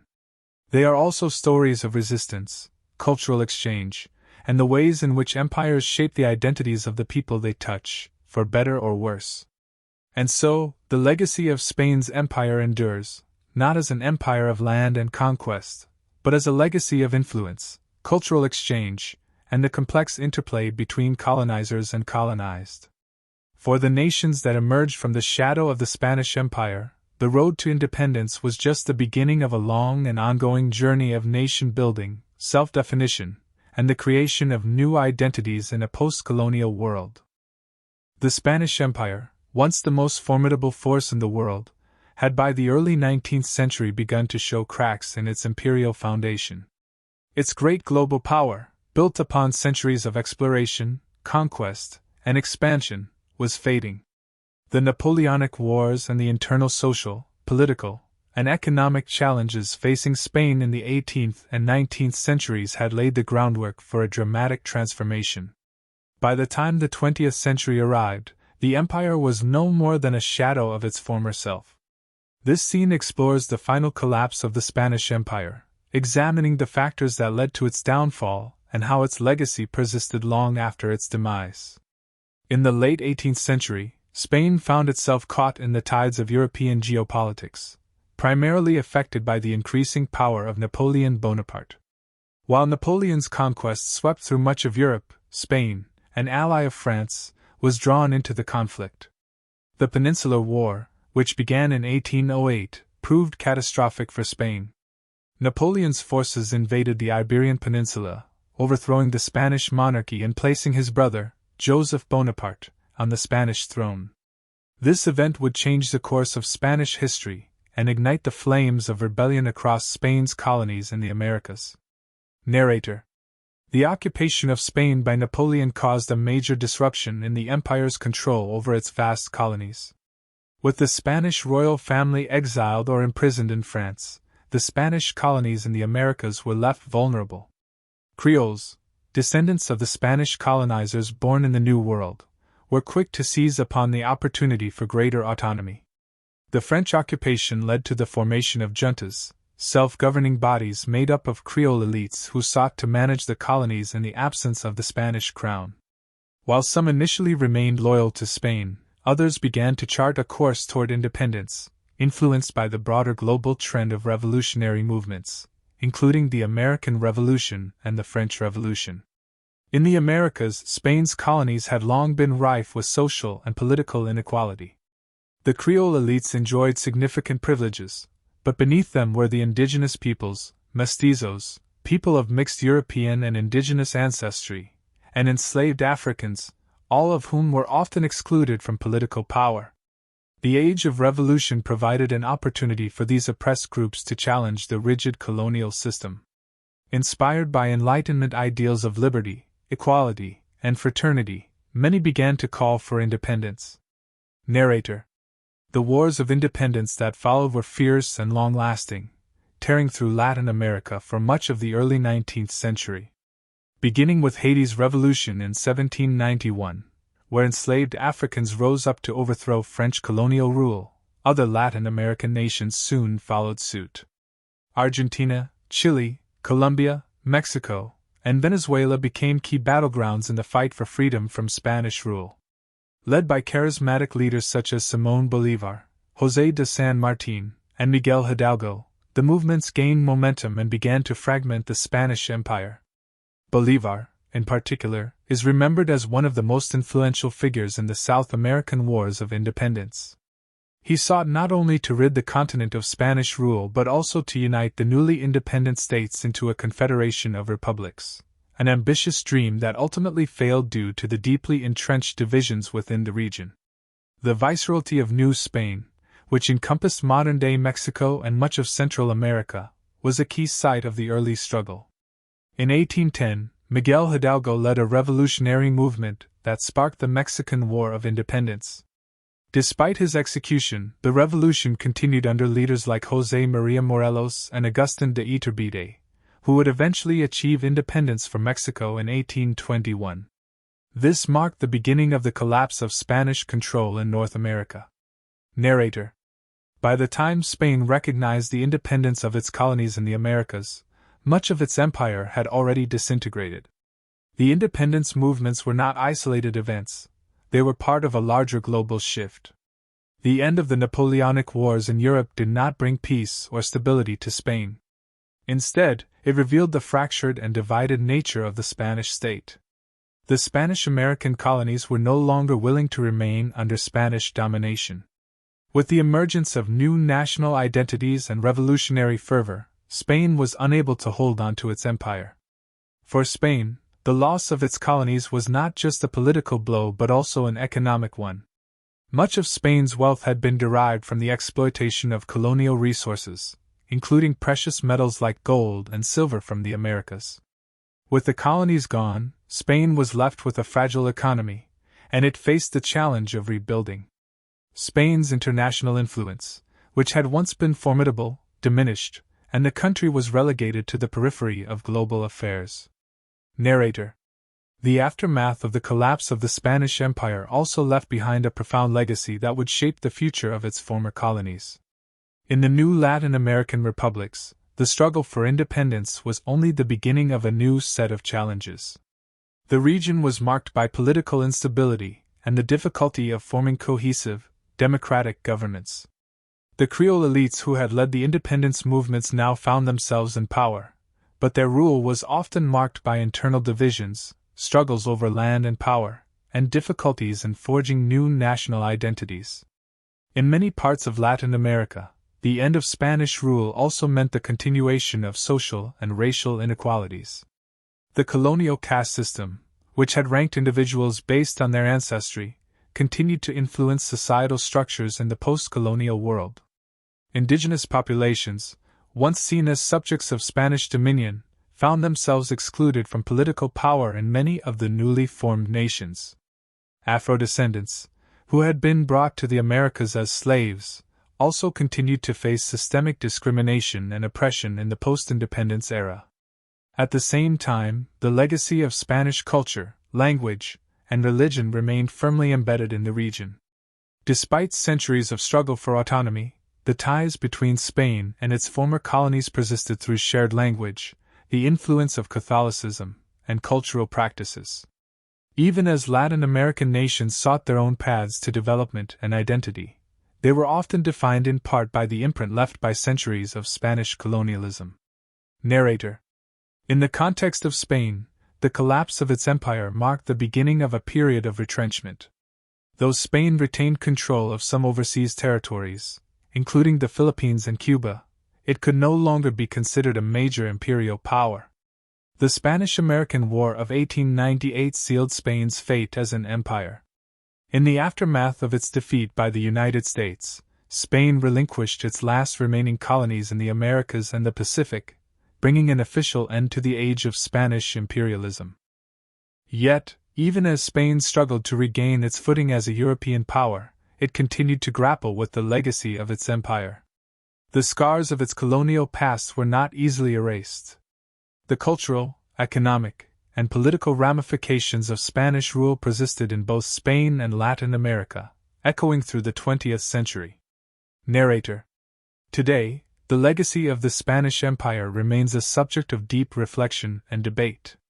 In the former colonies of the Americas, the empire's legacy continues to influence contemporary political, social, and cultural life. Spain's colonial past is still evident in the architecture, literature, religion, and language of many Latin American nations. At the same time, the imperial and colonial histories of Spain raise complex questions about national identity, sovereignty, and the legacies of exploitation and resistance. In Spain itself, the decline of the empire ushered in a new phase of national self-examination. As the country modernized and engaged in a process of democratic consolidation, questions about Spain's imperial past became intertwined with its national memory. Debates over colonial legacies and historical accountability continue to shape Spanish society today. Thus, the end of the Spanish Empire did not mark the end of its influence. Instead, it led to the creation of a complex and enduring legacy that has shaped both the modern world and the societies that emerged from Spain's once expansive empire. While the decline and collapse of the Spanish Empire in the 19th century marked the end of an era of global dominance, its cultural legacy would prove to be enduring.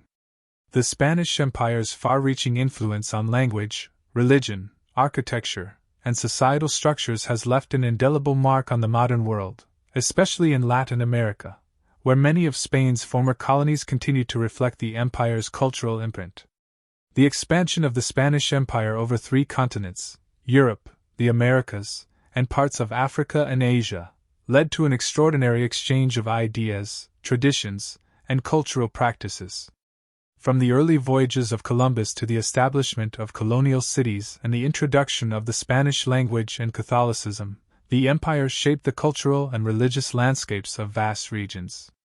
While its political power eventually dissipated, the cultural forces it unleashed continue to resonate across generations. Narrator. The most profound element of Spanish influence is the Spanish language. Today, Spanish is one of the most widely spoken languages in the world, with over 460 million native speakers. This linguistic legacy can be traced directly to the empire's colonial expansion. From the southern tip of Argentina to the northern reaches of Mexico, Spanish became the dominant language in Latin America after the conquest and colonization. This linguistic unity has fostered strong cultural ties across nations, creating a shared identity among the people of the Spanish-speaking world. In Spain, the language evolved over centuries from Vulgar Latin, blending with the influences of the Visigoths, Moors, and other cultural groups. When the Spanish began their exploration and colonization, they brought their language with them to the New World. Spanish quickly supplanted the indigenous languages in many parts of the Americas, though several indigenous languages such as Quechua, Nahuatl, and Guarani continue to be spoken today, alongside Spanish. The language also became a key vehicle for the transmission of Spanish literature, philosophy, and education across continents. The golden age of Spanish literature in the 16th and 17th centuries saw the emergence of writers like Miguel de Cervantes, whose epic work, Don Quixote, remains one of the cornerstones of world literature. The literary and intellectual traditions of Spain would have a profound impact on the development of colonial societies and their eventual post-independence cultural expressions. Narrator. Equally important was the cultural and religious influence of Catholicism. The Spanish Empire was not just a colonial power, it was also a spreader of faith. The Catholic Church played a central role in the establishment of the empire, and the Spanish monarchs saw themselves as protectors and propagators of Christianity. Catholic missions were sent to the farthest corners of the empire, from the Americas to the Philippines, to convert indigenous populations. Catholicism's influence in Latin America has been profound. Today, the majority of people in Latin America are Catholic, and the Church remains an important social and cultural institution. The Spanish were not simply religious missionaries.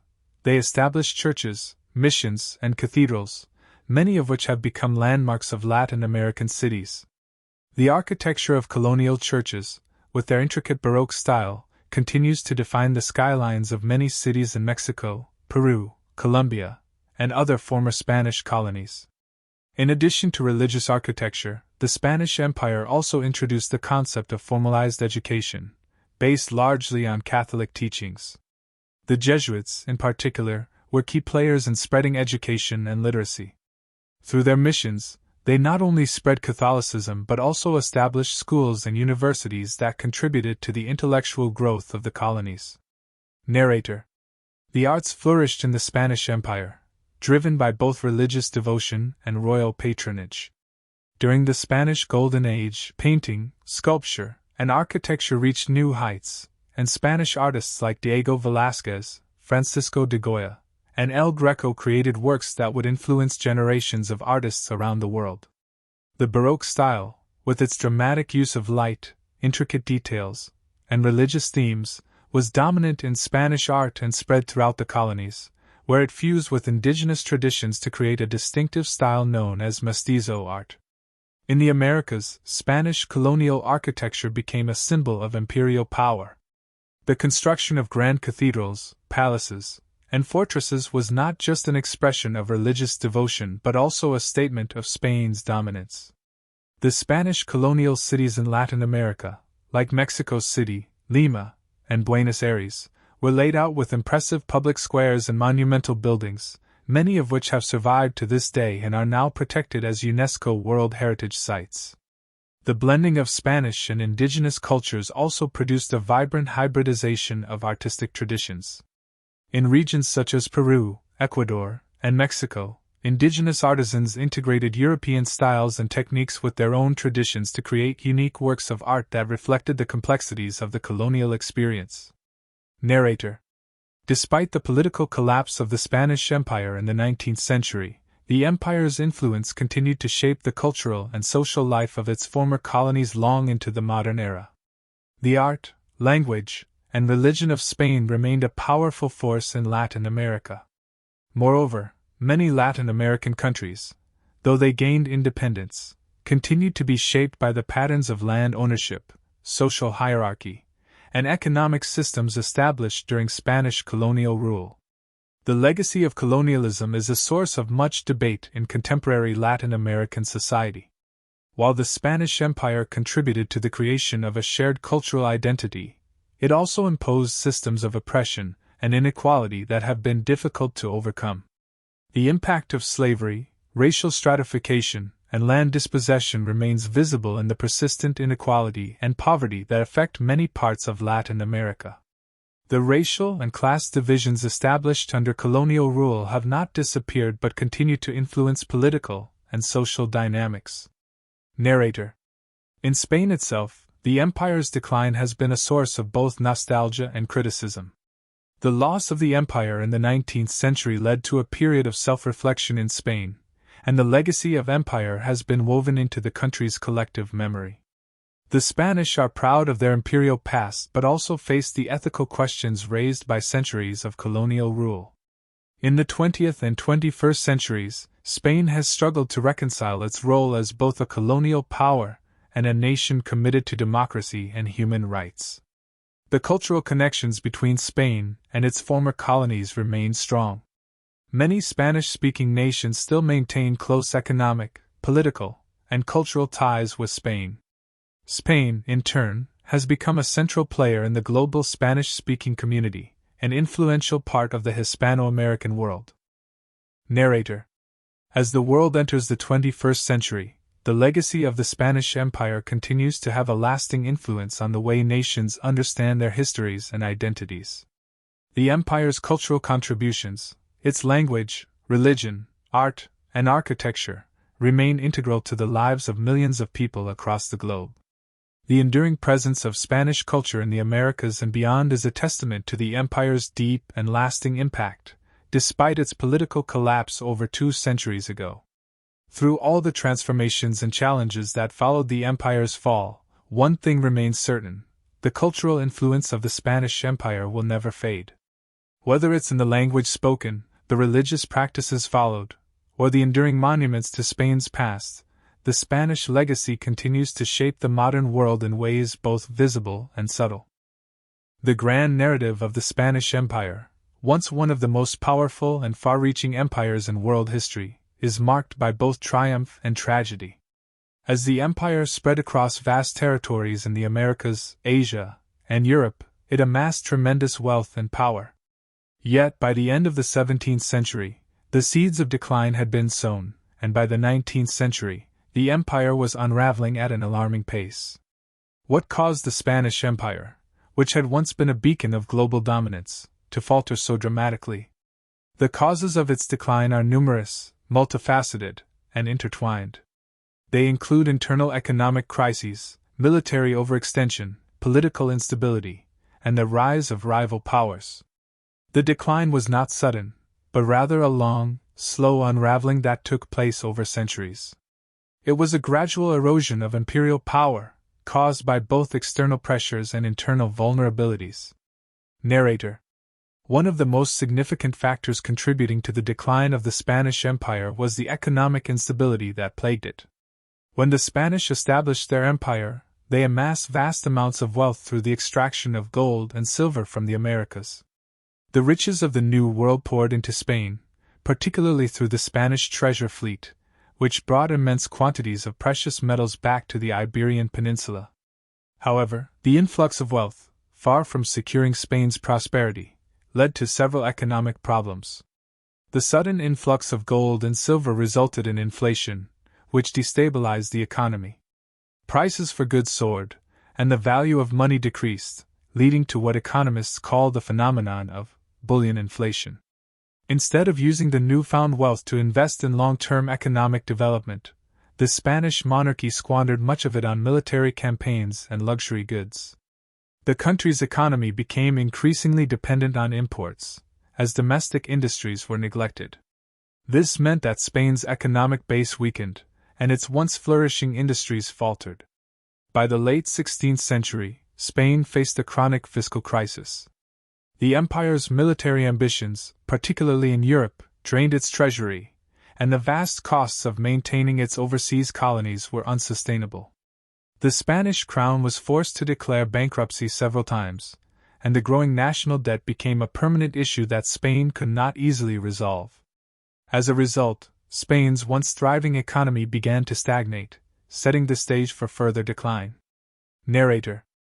Another key factor in the empire's decline was the military overextension that plagued Spain throughout its history.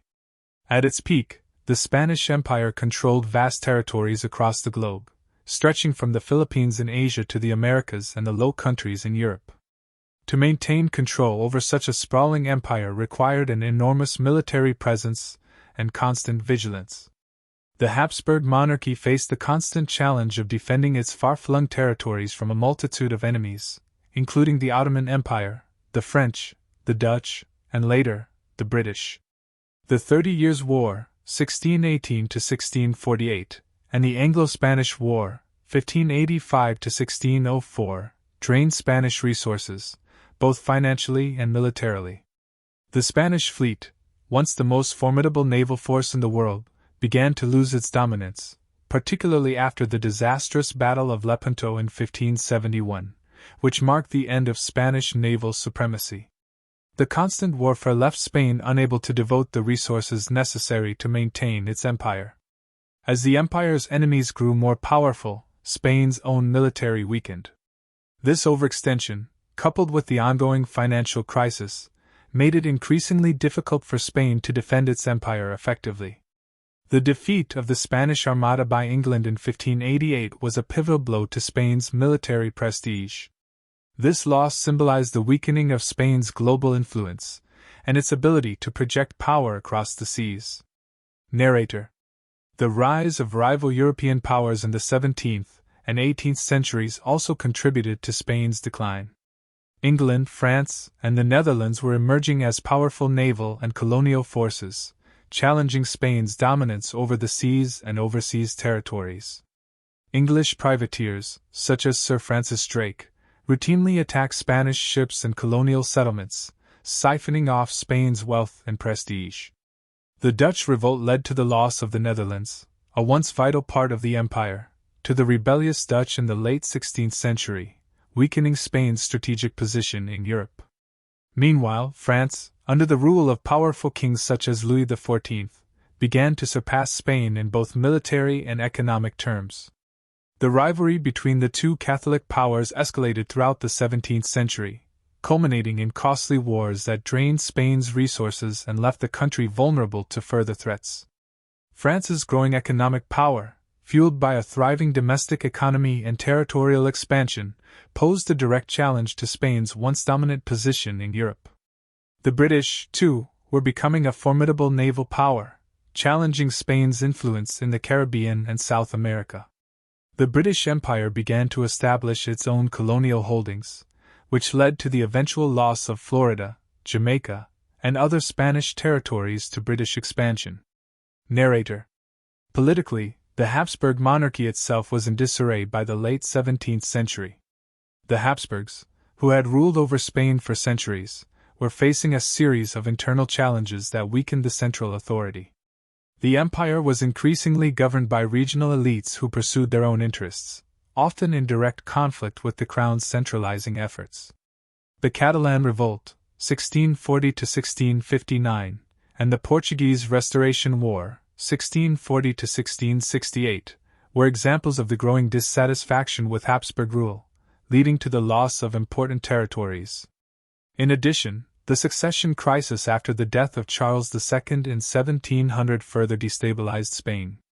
Charles II, the last of the Habsburgs, died without an heir, and his death led to the War of the Spanish Succession, 1701–1714.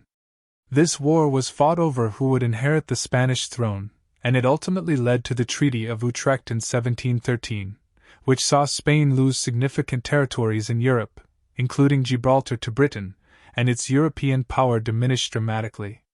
This marked the beginning of the empire's long, slow decline, even as it retained much of its colonial empire in the Americas.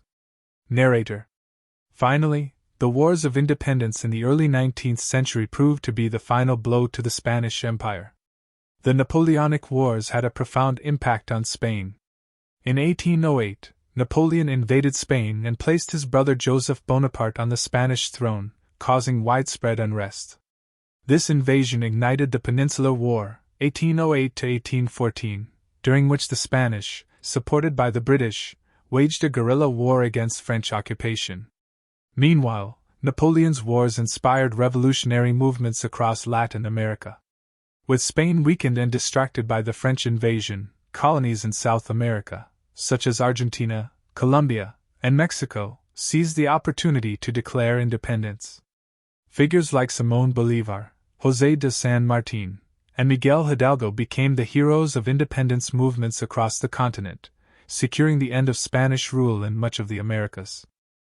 By the mid-19th century, Spain's colonial empire was reduced to just a few islands in the Caribbean and the Philippines, which, too, would fall to American and Filipino independence movements. The Spanish-American War of 1898 was the final nail in the coffin for the Spanish Empire. Spain lost Cuba, the Philippines, and Puerto Rico to the United States, effectively ending its imperial presence in the New World. Narrator. The decline of the Spanish Empire was a complex process driven by a combination of economic, military, political, and social factors. Though the empire's political power waned, its cultural influence continues to resonate across the world. The legacy of Spain's imperial past is seen in the language, religion, and culture of Latin America, as well as in Spain itself. Yet, the decline of the empire serves as a reminder of the inherent vulnerabilities of global domination and the inevitable shifts in the balance of power that occur throughout history.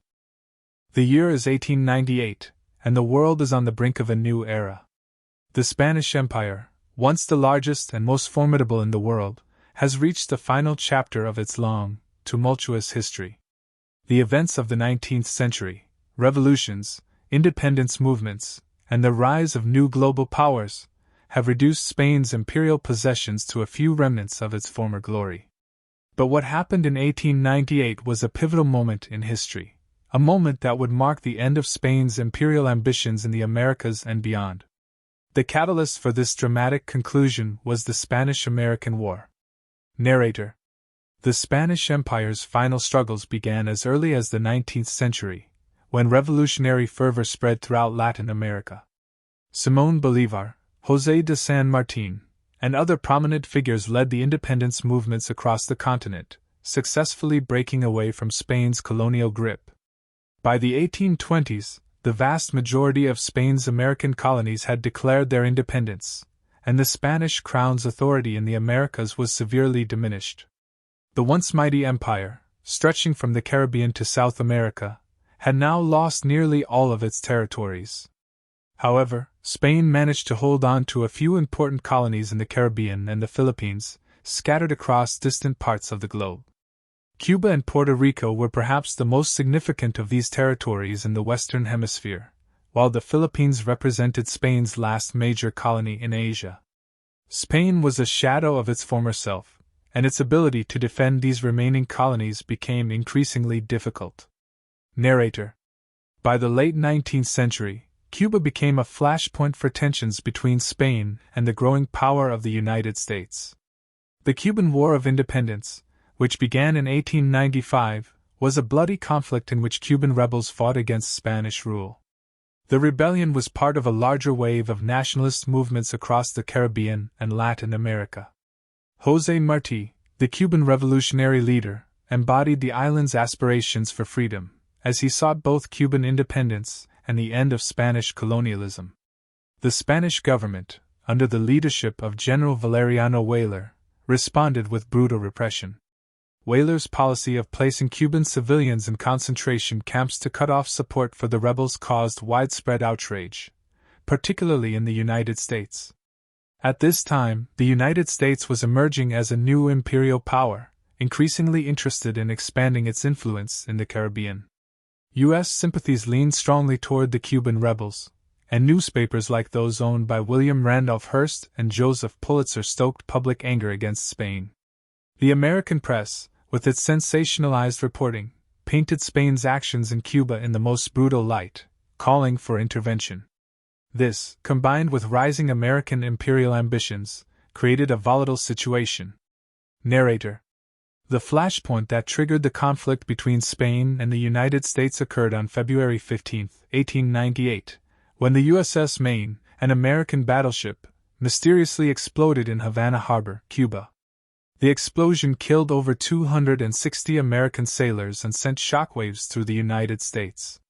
While the cause of the explosion was never definitively determined, American newspapers immediately blamed Spain, accusing it of attacking the ship. The rallying cry, "Remember the Maine! To hell with Spain!" became a slogan for those calling for war. The United States, under President William McKinley, had a number of reasons for entering the conflict, including its desire to protect American economic interests in Cuba and the growing influence of expansionist policies in the U.S. In addition, the explosion provided the perfect pretext for American intervention, as the public demanded action. Despite Spain's diplomatic efforts to defuse the situation, the U.S. declared war on Spain on April 25, 1898. Narrator. The Spanish-American War was a short and lopsided conflict, lasting only a few months. Spain, already weakened by years of economic decline, military overextension, and internal struggles, was ill-prepared for the might of the United States. The U.S. military, though not without its challenges, had far superior resources, a modernized navy, and a growing industrial economy that allowed it to wage war on multiple fronts. The first major engagement occurred in Cuba, where American forces, alongside Cuban rebels, launched a series of successful attacks on Spanish positions. The Battle of San Juan Hill in July 1898, in which Theodore Roosevelt and his Rough Riders famously charged up the hill, was a turning point in the conflict. Spain's defenses in Cuba crumbled, and the island's fate was sealed. Meanwhile, in the Philippines, another key front of the war, Admiral George Dewey led the U.S. Navy to a decisive victory over the Spanish fleet at the Battle of Manila Bay on May 1, 1898. The American victory effectively destroyed Spain's naval presence in the Pacific, and the Philippines quickly fell under U.S. control. Narrator. The war came to an official end with the signing of the Treaty of Paris on December 10, 1898, which resulted in significant territorial losses for Spain. Under the terms of the treaty, Spain was forced to surrender Cuba, which became an independent republic, though under U.S. influence.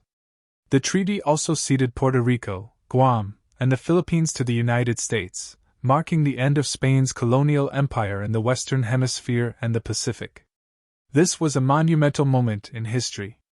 The Spanish-American War not only marked the end of the Spanish Empire but also signaled the emergence of the United States as a new imperial power.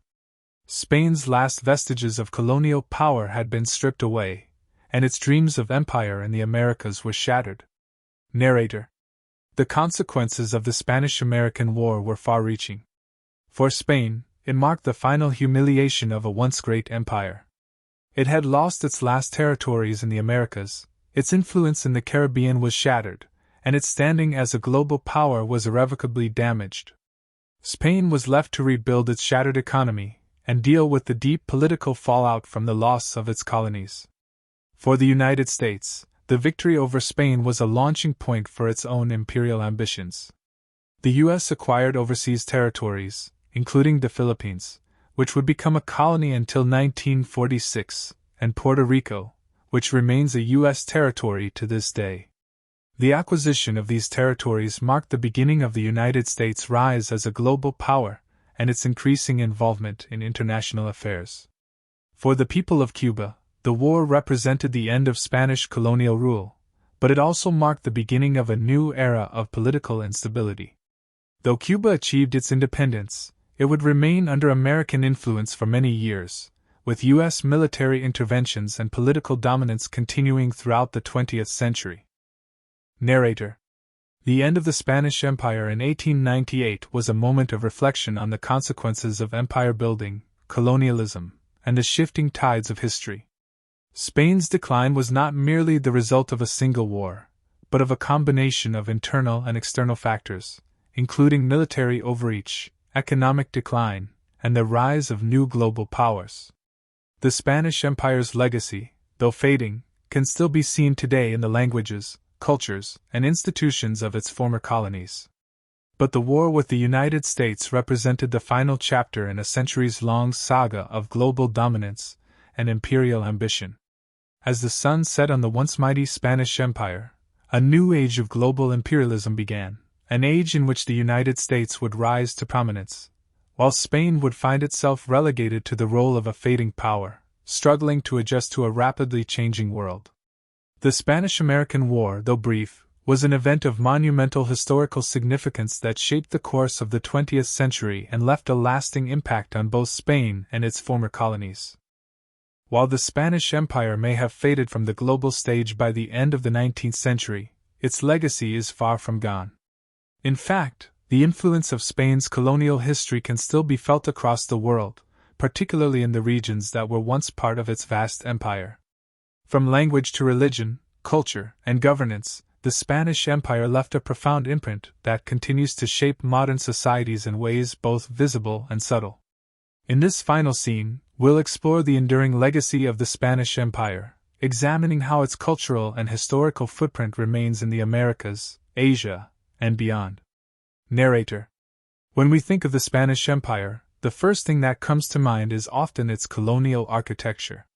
The magnificent cathedrals, palaces, and forts that dot the landscapes of the Caribbean, Latin America, and even parts of Africa and Asia are a testament to Spain's once mighty empire. The grand architecture that was built during Spain's colonial rule still defines the character of many cities today. From the Plaza Mayor in Mexico City, to the Cathedral of Seville, to the ancient forts in Havana, Manila, and San Juan, these structures stand as monuments to Spain's imperial aspirations. The architectural legacy of the Spanish Empire goes beyond the physical structures. It also extends into urban planning. Many cities in Latin America and the Philippines were designed and built in a distinctive Spanish style, with wide streets, central plazas, and grand public buildings that reflected the ideals of Spanish colonialism. The layout of these cities, with their focus on the plaza as a central gathering place, mirrors the Spanish influence on civic life, community, and culture. In some of these cities, like Buenos Aires and Lima, the influence of Spanish architecture is so pervasive that it has become intertwined with the identity of the city itself. Narrator. But the legacy of the Spanish Empire is not just confined to the stone and mortar of its buildings. Perhaps the most enduring aspect of Spain's imperial influence is its language. Today, Spanish is the second most spoken language in the world, with more than 460 million native speakers. This linguistic legacy can be traced directly to the Spanish Empire's colonial expansion across the Americas. Whether you walk through the streets of Mexico City, Buenos Aires, or Manila, you will hear the language of Cervantes spoken in markets, schools, and homes. In fact, Spanish is not only the language of the Spanish-speaking world but also one of the official languages of the United Nations and the European Union. The spread of the Spanish language brought with it a transformation in the identities of many of Spain's former colonies. In places like Argentina, Colombia, and Chile, Spanish became the medium for literature, philosophy, and arts, with writers like Gabriel García Márquez, Pablo Neruda, and Jorge Luis Borges bringing Spanish to the forefront of the literary world. These writers and poets, alongside their counterparts in Spain, help form a global Hispanic cultural community that has continued to evolve over centuries. Narrator. Of course, Spanish colonialism also brought with it the imposition of Catholicism, a religion that would become deeply embedded in the cultures of Latin America and the Philippines. The conversion of indigenous peoples to Catholicism was a central aim of Spanish imperial policy, and today, Catholicism remains the dominant religion in much of Latin America, with countries like Mexico, Brazil, and Argentina having some of the largest Catholic populations in the world.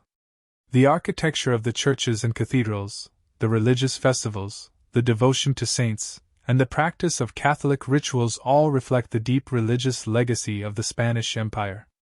The influence of Catholicism in these regions also shaped social norms, governance, and education, leaving a lasting imprint on the way that society functions. The Roman Catholic Church continues to play an important role in many Latin American countries, providing both spiritual guidance and social services. In the Philippines, Catholicism remains a major force in the country's cultural and political life, where religious holidays and feasts are part of the national calendar, and where the Church is often involved in matters of state. Narrator. In addition to religion, the Spanish Empire introduced new technologies, agricultural practices, and trade networks that had a lasting impact on the regions it colonized. The Spanish brought European innovations such as the wheel plow, cattle ranching, and new crops like wheat, sugar, and coffee to the Americas. These agricultural practices, combined with the introduction of European farming techniques, would alter the landscapes and economies of Latin America and the Caribbean forever. The Spanish also played a major role in the Atlantic slave trade, which brought millions of enslaved Africans to the Americas. The legacy of the Spanish Empire in this regard is still felt today, as the African diaspora has become an integral part of the cultural fabric of Latin America and the Caribbean. In places like Cuba, Brazil, and the Dominican Republic, African traditions, music, and religion blend with the Spanish colonial heritage, creating unique and vibrant cultures that reflect the complexity of the colonial experience. Narrator. While Spain's influence is undeniably vast, it is also a subject of debate. The colonial policies of Spain often relied on exploitation, oppression, and extraction. The empire's insatiable desire for gold, silver, and other resources led to the forced labor of indigenous populations and enslaved Africans. The impact of this exploitation continues to be felt in the social and economic disparities that persist in many of Spain's former colonies. Moreover, Spain's legacy in places like Mexico, Peru, and the Caribbean is tied to a history of colonial violence, from the conquest of the Aztecs and the Inca Empire to the brutal treatment of indigenous populations under the encomienda system. These events, while contributing to the rise of a global Spanish-speaking culture, also left scars that are visible today in the form of inequality, racial tensions, and political unrest in many of these countries. Narrator. Despite the negative aspects of Spain's colonial past, the legacy of the Spanish Empire is not one-dimensional. Its cultural, religious, and linguistic influence has enriched the modern world, especially in the Western Hemisphere. Spain's contributions to global exploration, its role in the Age of Discovery, and its impact on the arts, science, and education are an important part of human history. The works of Spanish artists, writers, and philosophers have shaped not only the cultures of former colonies but the world as a whole. Even today, Spanish culture continues to be a driving force in the arts, from flamenco and bullfighting to cinema and literature. The Spanish Golden Age of the 16th and 17th centuries, which saw the rise of luminaries like Cervantes, Velázquez, and El Greco, still holds a powerful place in global culture. Narrator. In conclusion, the legacy of the Spanish Empire is one of both triumph and tragedy. It is a story of remarkable achievements and devastating losses. Its cultural, linguistic, and religious impact continues to shape the lives of millions, while its dark history of exploitation, conquest, and colonization serves as a reminder of the complexities of imperialism. The end of the Spanish Empire may have come in the late 19th century, but the echoes of its presence will resonate for centuries to come, as its influence continues to reverberate across the world. The history of the Spanish Empire is marked by both great triumphs and tragic failures. The empire, which at its zenith stretched across vast territories in Europe, the Americas, Africa, and Asia, eventually faced a slow and inevitable decline. By the end of the 18th century, Spain's once glorious empire had crumbled, ravaged by internal strife, external threats, and the changing global order. In this scene, we will delve into the causes behind the decline of the Spanish Empire, exploring the political, economic, and social factors that led to its downfall. We will also examine the profound consequences of the empire's collapse, both for Spain and for the world. Narrator. The first signs of trouble for the Spanish Empire began to appear in the mid-17th century. Spain, once the most powerful nation in the world, was beginning to show cracks in its imperial armor. One of the most significant factors that contributed to Spain's decline was its economic stagnation. While the empire had accumulated immense wealth from its colonies, much of this wealth was squandered or mismanaged by the Spanish monarchy. The treasure ships that crossed the Atlantic from the Americas brought vast amounts of gold and silver, but much of it was spent on wars and the lavish lifestyles of the Spanish court.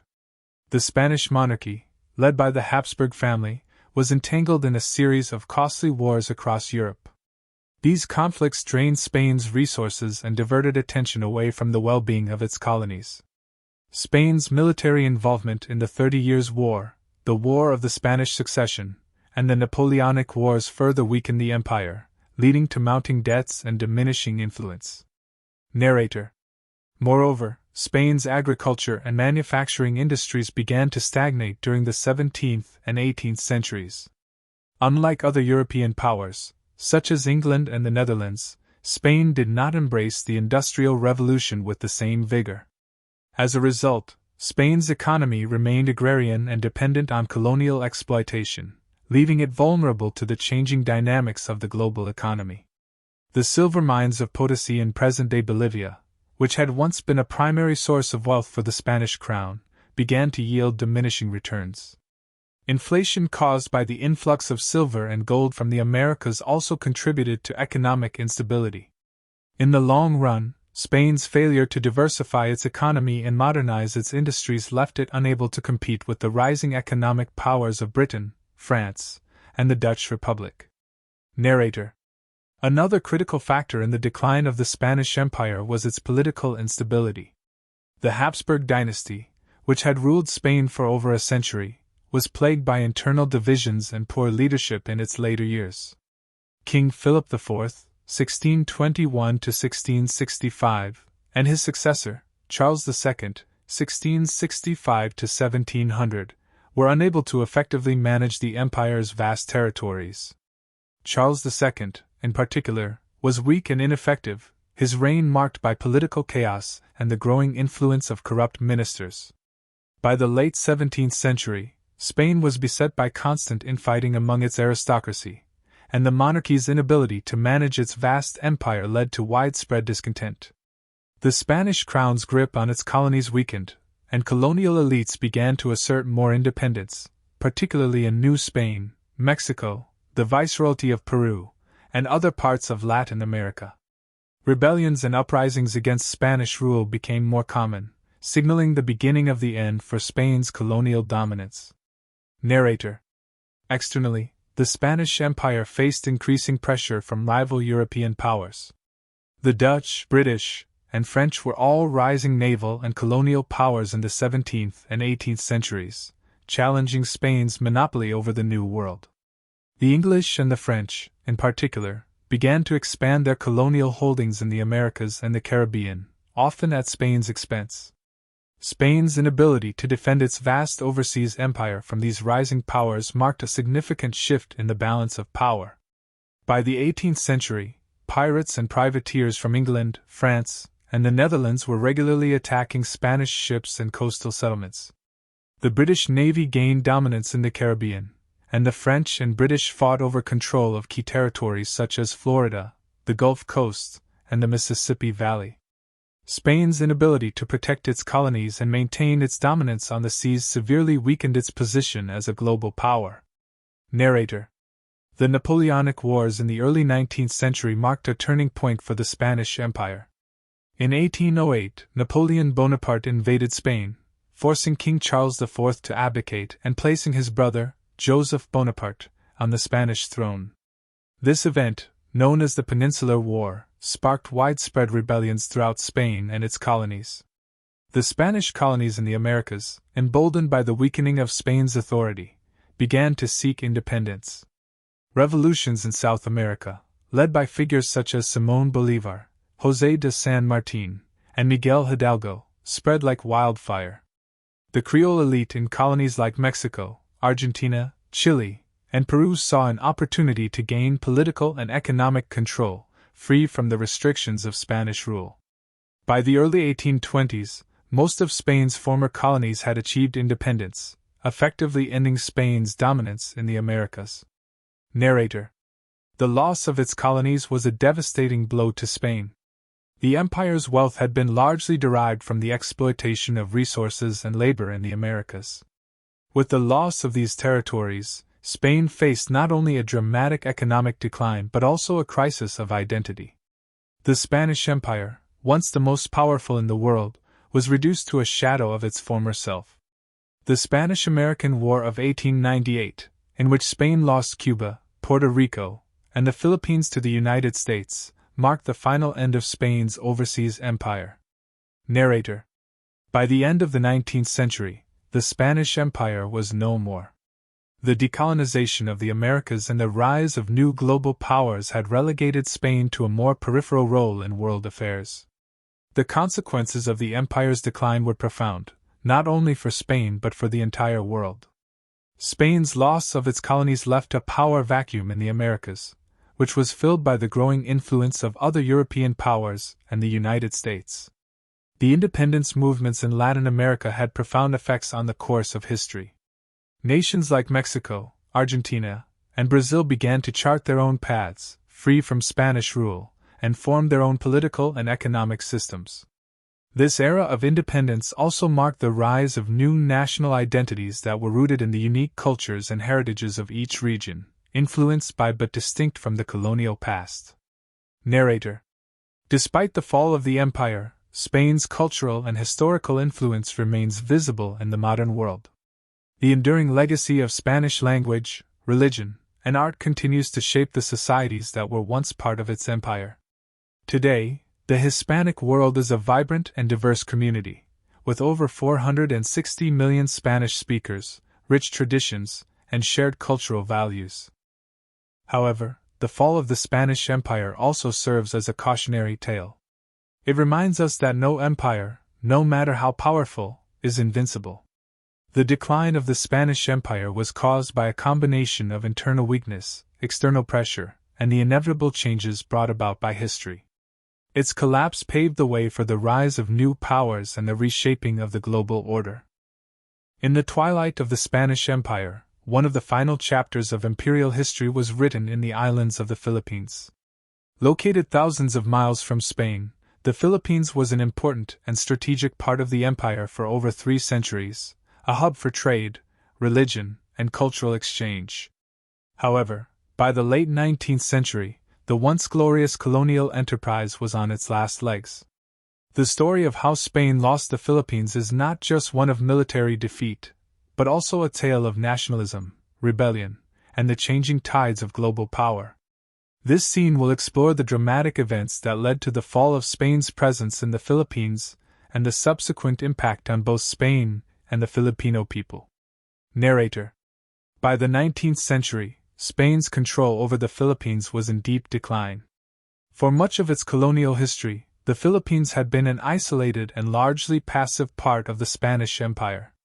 However, the Philippine Islands had increasingly become a hotbed of unrest, fueled by growing nationalist sentiment, a burgeoning sense of identity, and the influence of revolutionary ideas sweeping across the globe. The root causes of discontent in the Philippines were multifaceted. The Filipino population, largely composed of Tagalog, Cebuano, and various other ethnic groups, had long been subject to exploitation, corruption, and discrimination under Spanish rule. The Spanish crown had imposed heavy taxes, forced labor, and the religious conversion of indigenous peoples, leading to widespread resentment. Moreover, Spain's inefficient administration, exacerbated by bureaucratic corruption and lack of sufficient resources, had created a rife inequality. The Spanish elite, along with the Catholic Church, had a dominant role in the islands, enjoying privileges and wealth, while the majority of Filipinos lived in poverty and under oppressive conditions. As in many other parts of the empire, the Spanish crown's inability to manage the empire effectively had created the perfect conditions for resistance movements to flourish. Narrator. The growing sense of Filipino identity was fueled in part by the influx of Enlightenment ideas that were making their way to the Philippines. In the 19th century, European Enlightenment thinkers, including Voltaire and Rousseau, had inspired revolutionary movements across the world. At the same time, the American Revolution of 1776 and the French Revolution of 1789 demonstrated that colonial powers could be overthrown and replaced with republican systems of government. These revolutionary ideals spread throughout the Philippine archipelago, leading to the rise of Filipino intellectuals and reformers who began to challenge Spanish rule. The most prominent figure among these was José Rizal, a writer, doctor, and nationalist who became a symbol of Filipino resistance against Spanish oppression. Rizal's writings, particularly his novels Nali Mi Tanher and El Filibusterismo, exposed the brutalities and injustices of Spanish rule in the Philippines. Rizal advocated for peaceful reforms, but his ideas resonated deeply with the Filipino people, many of whom were yearning for greater autonomy and an end to Spanish rule. Narrator.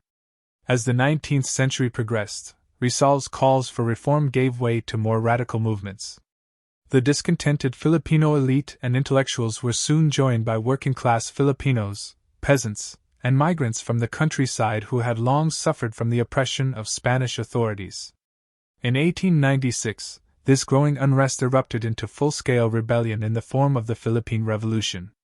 At the heart of the rebellion was Andrés Bonifacio and his revolutionary organization, the Katipunan, which sought to overthrow Spanish rule and establish an independent Filipino republic. Bonifacio's leadership and the spread of the Katipunan's revolutionary message sparked an uprising that spread across the islands. The movement was initially disorganized but gained momentum as more Filipinos joined the ranks of the revolutionaries. Despite Bonifacio's efforts, the revolution faced enormous challenges.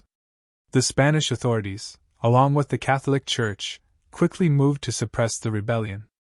The Spanish military, although worn down by previous colonial conflicts, was still formidable and had superior weaponry, including artillery, modern rifles, and naval forces. The revolutionaries were often ill-equipped and lacked proper training, but their passion and commitment made them a formidable opponent. Narrator. It was against this backdrop of revolution and rebellion that the Spanish Empire's fate in the Philippines began to unravel. In the summer of 1896, Spain responded to the uprising by sending forces to the Philippines to put down the rebellion. Among these forces was a new Governor-General, Valeriano Weyler, who adopted brutal tactics to deal with the insurgency, including reconcentration policies that forced civilians into controlled zones, leaving them vulnerable to disease, starvation, and exploitation. The Spanish military's violent repression of the rebellion led to further alienation of the Filipino population and drove many to support the cause of independence. But it was not until the arrival of Emilio Aguinaldo, a young leader from Cavite, that the revolution gained a focused leadership. Aguinaldo, who had previously been aligned with Bonifacio's Katipunan, emerged as the leader of a more organized and strategic faction of the revolutionary movement. Aguinaldo's forces, though poorly equipped and outnumbered, began to gain significant victories over the Spanish troops. Narrator. The tide of the war began to turn in favor of the Filipinos, but the outbreak of the Spanish-American War in 1898 would ultimately tip the balance of power. Spain, already embroiled in conflict with the United States over its colonial holdings, found itself fighting a war on two fronts, one in the Caribbean and one in the Pacific. On May 1, 1898, the United States Navy, led by Commodore George Dewey, launched a devastating attack on the Spanish fleet in the Battle of Manila Bay. In a matter of hours, the U.S. destroyed the Spanish fleet, leaving the Philippines vulnerable to American intervention. While the Spanish forces in the Philippines were still fighting Filipino revolutionaries on the ground, the decisive defeat at Manila Bay signaled the end of Spain's ability to maintain control of its distant colony. In the wake of the naval defeat, Spain was forced to enter negotiations with the United States. The Treaty of Paris, signed in December 1898, formally ended the Spanish-American War and marked the official end of Spanish colonial rule in the Philippines. Under the terms of the treaty, Spain ceded the Philippines, along with Puerto Rico, Guam, and Cuba, to the United States for $20 million. Narrator. For the Filipino revolutionaries, the end of Spanish rule should have been a triumph. Aguinaldo declared the Philippine Republic in 1899, and the Filipinos were hopeful for a new era of self-rule. However, the American occupation that followed proved to be just another chapter of imperialism, as the United States took control of the islands, effectively replacing the Spanish as the new colonial power. The transition from Spanish rule to American rule sparked the Philippine-American War, a brutal conflict that lasted from 1899 to 1902. Despite their earlier successes against the Spanish, the Filipinos were ill-prepared to face the well-equipped and well-trained U.S. military, and the war resulted in widespread destruction and significant loss of life. Narrator. The Spanish Empire's 300-year presence in the Philippines came to a bitter end in 1898, but its collapse did not mean the end of the struggles for Filipino independence. The legacy of Spanish colonization, along with the new American occupation, left deep scars on the Filipino people. It would take decades of further struggle, and the intervention of 2 world wars, before the Philippines finally achieved independence in 1946. Yet, in the aftermath of 1898, the fall of the Spanish Empire in the Philippines was symbolic of a broader global transformation. The end of Spanish colonial rule not only marked the decline of one of the world's oldest empires but also ushered in the era of American imperialism and the rise of new nations and independence movements across the globe. Narrator. In the end, the loss of the Philippines marked one of the final blows to the Spanish Empire. From its earliest days as a global power to its eventual collapse, Spain's empire in the Philippines was a tale of both triumph and tragedy. Yet, as the Philippines moved forward into the 20th century, it carried with it the rich, if painful, legacy of centuries of Spanish influence, its culture, religion, and language still deeply embedded in the fabric of Filipino society. As we continue to examine the decline of the Spanish Empire, it becomes clear that the loss of the Philippines in 1898 was merely the last chapter of a far longer, complex story. Spain struggled to maintain its colonial empire in the Americas, beginning in the early 19th century, set the stage for the eventual collapse of its once dominant global influence. The decline in the Americas marked the end of Spain's dominance in the Western Hemisphere, and its colonial possessions, which had been the cornerstone of Spanish power for centuries, would soon be lost. This scene will explore the dramatic revolutions and wars for independence that led to the disintegration of the Spanish colonial empire in the Americas, and the shifting of power dynamics across the globe. Narrator. In the 18th century, the Spanish Empire was one of the largest and most powerful in the world. Its vast territories spanned South America, Central America, and parts of North America, with the Spanish crown extracting immense wealth from its colonies. Cities like Mexico City, Lima, and Buenos Aires thrived as hubs of trade, culture, and power, and the riches that poured from the Americas funded Spain's global ambitions. Yet by the late 18th and early 19th centuries, this empire, once seemingly invincible, was in serious decline. The root causes of Spain's weakening empire lay in several internal and external factors. Spain's vast territories in the Americas had become difficult to manage due to their sheer size and geographic distance from the Spanish crown. The rise of local elites in the colonies, who were often of mixed Spanish and indigenous descent, fostered a growing sense of independence and resentment against the imperial powers in Madrid. Furthermore, the global balance of power was shifting, with new colonial powers, such as Britain and France, threatening Spanish interests in the Americas. Spain's global conflict with France, notably in the Napoleonic Wars, further destabilized the empire.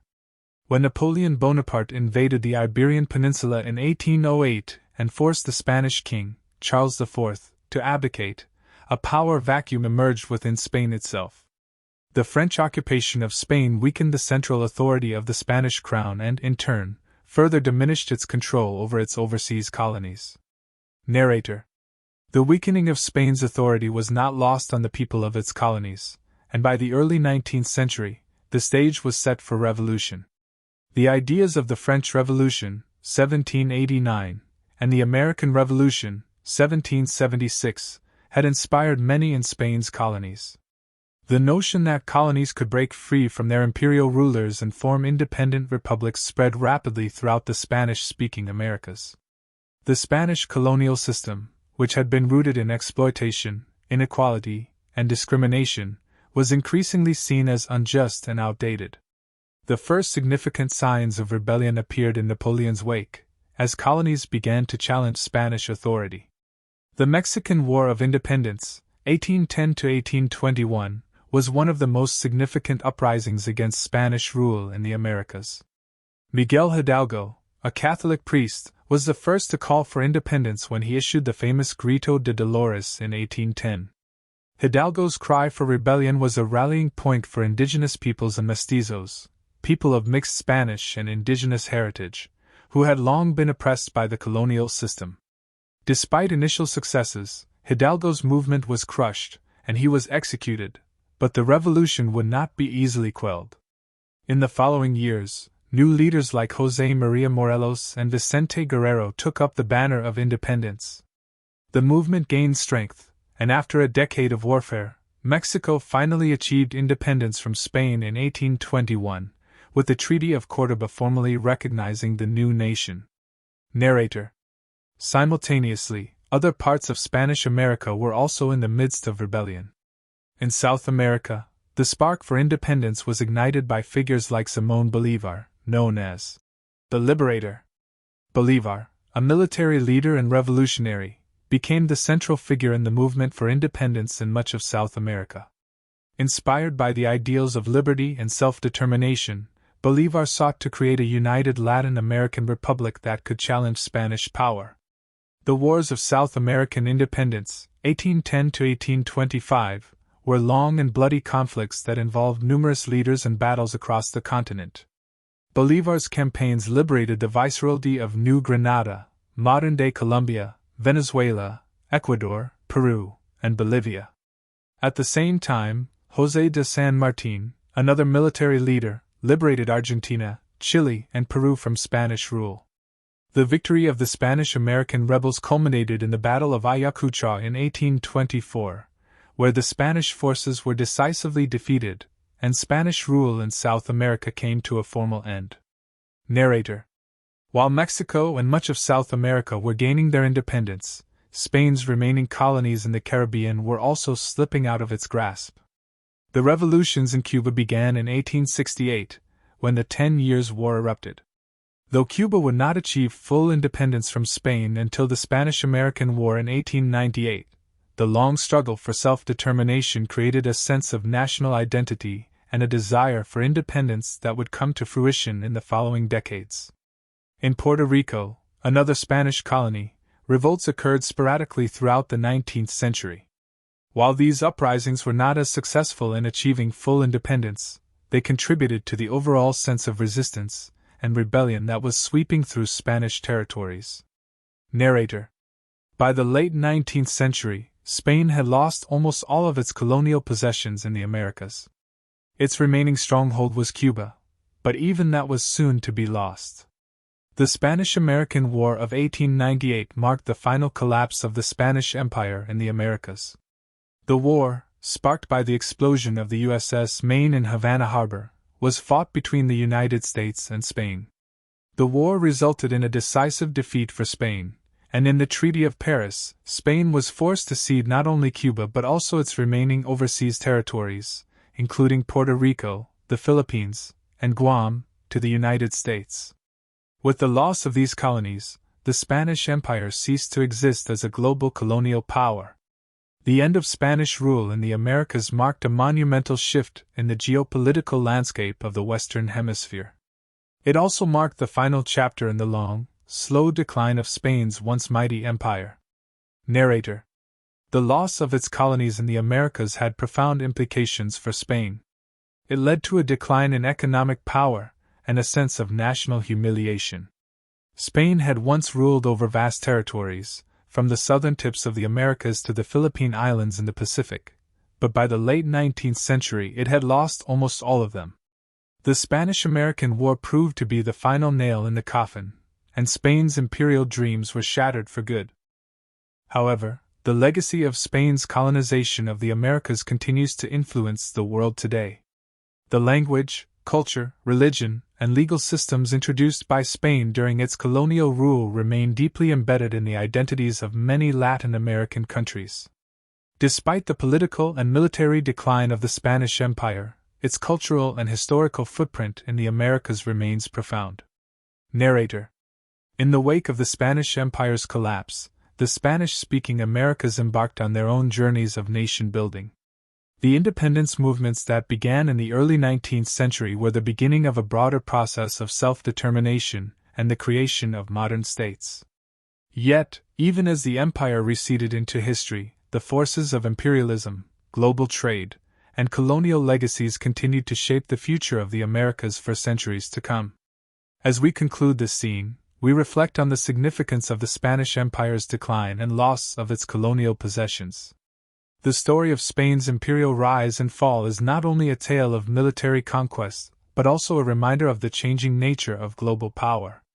It is a history that continues to resonate today, shaping the relations between the Americas, Europe, and the rest of the world.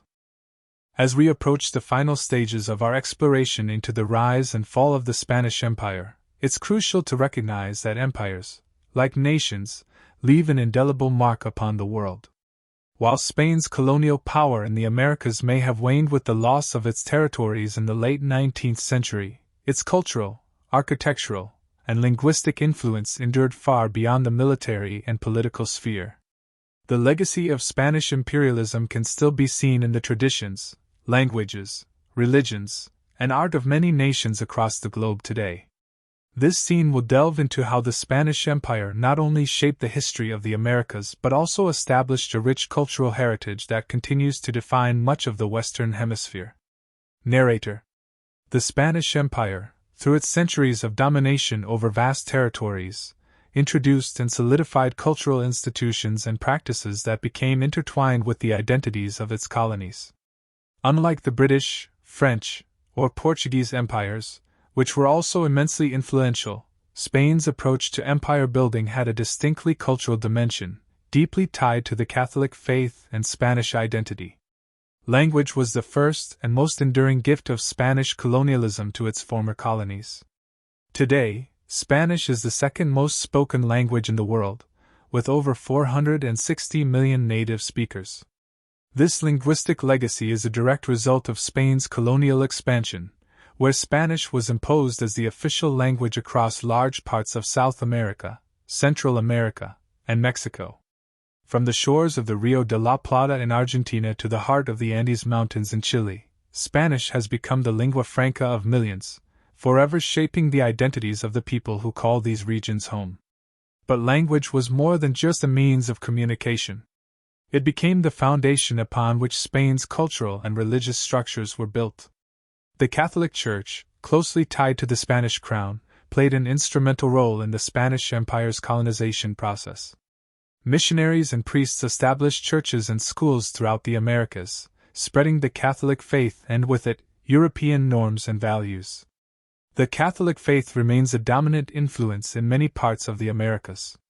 In countries such as Mexico, Argentina, Colombia, and Peru, the Church has not only shaped religious practices but also societal norms, family life, and even political structures. Even after independence, the Catholic faith has continued to play a prominent role in public and private life, and many nations still maintain strong ties to the Vatican. Narrator. Beyond religion and language, the Spanish Empire's impact on the arts and architecture is equally profound. The colonies of the Americas were heavily influenced by Spanish artistic styles, blending indigenous traditions with European techniques. This melding of cultures produced a unique style that has since come to define much of the art and architecture of Latin America. The Baroque style, for example, was heavily promoted in Spanish-controlled territories, resulting in some of the most magnificent churches and public buildings in the Americas. The architecture of Spanish colonialism can still be admired today. From the cathedrals of Mexico City to the palaces of Lima, Spanish colonial buildings reflect the grandeur and dominance of the Spanish crown. The neoclassical architecture of 19th-century Buenos Aires, for example, is a direct reflection of the influence of Spain's European traditions, adapted to the local context. The elegant courtyards, cobbled streets, and ornate facades that populate many of the cities of the Americas stand as monuments to the empire that once ruled them. Spanish colonial art, too, holds a lasting legacy. The mural paintings of Diego Rivera in Mexico, or the Cuzco School of Painting in Peru reflect a fusion of Spanish and indigenous art styles that have shaped the visual culture of the Americas for centuries. These works often tell the story of the Spanish conquest and its aftermath, highlighting the resilience of indigenous peoples while also embracing the aesthetic traditions of European masters. Narrator. However, the cultural legacy of the Spanish Empire is not confined solely to arts and religion. It also extends to legal systems and political structures. The Spanish colonial law was one of the most sophisticated legal frameworks in the world at the time, and many of its principles were retained by former Spanish colonies after they gained independence. In particular, the Spanish Civil Code had a profound influence on the legal systems of many Latin American countries. Mexico's Civil Code, adopted in the 19th century, was modeled on the Spanish Civil Code and became the foundation for much of Latin American law. Property rights, marriage law, and even slavery regulations were all shaped by Spanish colonial policies, which persisted in some form long after the empire's fall. Similarly, the political structures established by Spain during its colonial rule laid the groundwork for the political systems of many Latin American nations. The viceroyalties and captaincies general that governed the Spanish territories were precursors to the modern nation-states of Latin America. These regions were organized according to provinces and territories, and many of the administrative divisions set in place by Spain remain intact today. Narrator. One of the most intriguing aspects of the Spanish Empire's cultural influence is its role in shaping the identity of the people living in the former colonies. Cultural syncretism, the blending of indigenous, African, and Spanish traditions, is one of the defining features of the post-colonial cultural landscape of Latin America. While Spanish colonial rule sought to impose European norms, it was the resilience of indigenous cultures and the forced labor of enslaved Africans that created the vibrant, multi-ethnic societies we see in the Americas today. In countries like Mexico, Brazil, and Colombia, the heritage of the Spanish Empire is intertwined with indigenous and African influences, giving rise to distinct cultural traditions in music, food, dance, and popular festivals. The flamenco dance of Spain's Andalusian region, for example, has been infused with African rhythms and gypsy influences, evolving into one of Spain's most internationally recognized cultural expressions. In the Americas, the cumbia dance of Colombia and salsa of Cuba combine African rhythms with Spanish melodies, creating sounds that resonate across the globe today. In Mexico, the fusion of Spanish colonialism with indigenous cultures has created a rich tapestry of traditions. Dia de los Muertos, the Day of the Dead, for instance, combines Spanish Catholic rituals with pre-Columbian Aztec customs, resulting in a vibrant and deeply spiritual celebration of ancestors and family. Narrator. The cultural impact of the Spanish Empire extends far beyond the borders of Latin America. Spain's colonial reach touched regions such as the Philippines, Guam, and Puerto Rico, where Spanish influence still shapes the culture today. The Philippines, for example, retains a strong Catholic tradition, along with Spanish words in its local languages.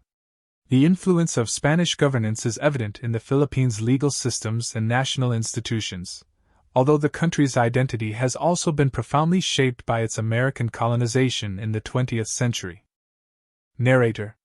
In conclusion, while the Spanish Empire's political and military power may have faded with the loss of its colonies in the Americas, its cultural legacy endures. The language, religion, architecture, art, and legal systems established by Spain continue to shape the identity of millions of people across the Americas, Asia, and the Pacific. The empire's vast and enduring influence, however complicated by colonialism and exploitation, is a testimony to the power of culture to transcend borders and time. As we look to the future, the enduring influence of Spain's empire invites us to reflect on the complexities of empire building and the ways in which legacies of colonization can both enrich and complicate the stories of nations and peoples. This scene marks the end of the Spanish Empire's cultural legacy and its long-lasting influence on the world stage. As we approach the final stages of our exploration into the rise and fall of the Spanish Empire, it's crucial to recognize that empires, like nations, leave an indelible mark upon the world. While Spain's colonial power in the Americas may have waned with the loss of its territories in the late 19th century, its cultural, architectural, and linguistic influence endured far beyond the military and political sphere. The legacy of Spanish imperialism can still be seen in the traditions, languages, religions, and art of many nations across the globe today. This scene will delve into how the Spanish Empire not only shaped the history of the Americas but also established a rich cultural heritage that continues to define much of the Western Hemisphere. Narrator. The Spanish Empire, through its centuries of domination over vast territories, introduced and solidified cultural institutions and practices that became intertwined with the identities of its colonies.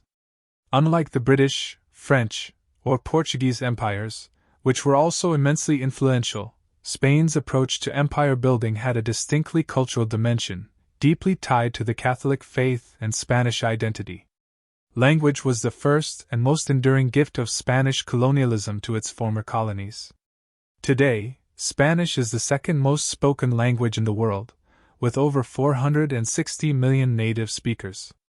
This linguistic legacy is a direct result of Spain's colonial expansion, where Spanish was imposed as the official language across large parts of South America, Central America, and Mexico.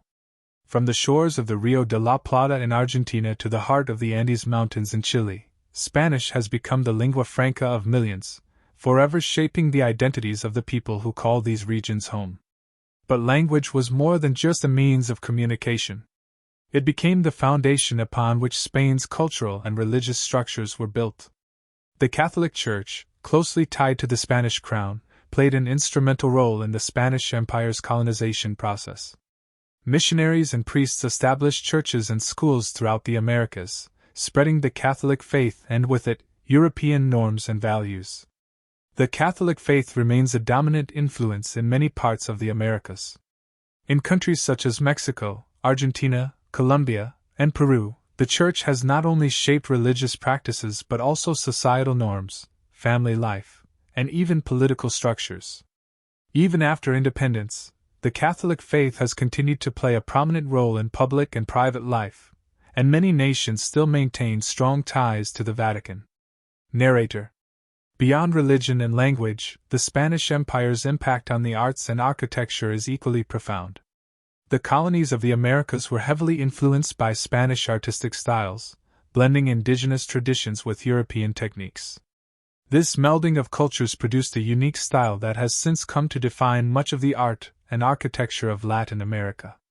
The Baroque style, for example, was heavily promoted in Spanish-controlled territories, resulting in some of the most magnificent churches and public buildings in the Americas.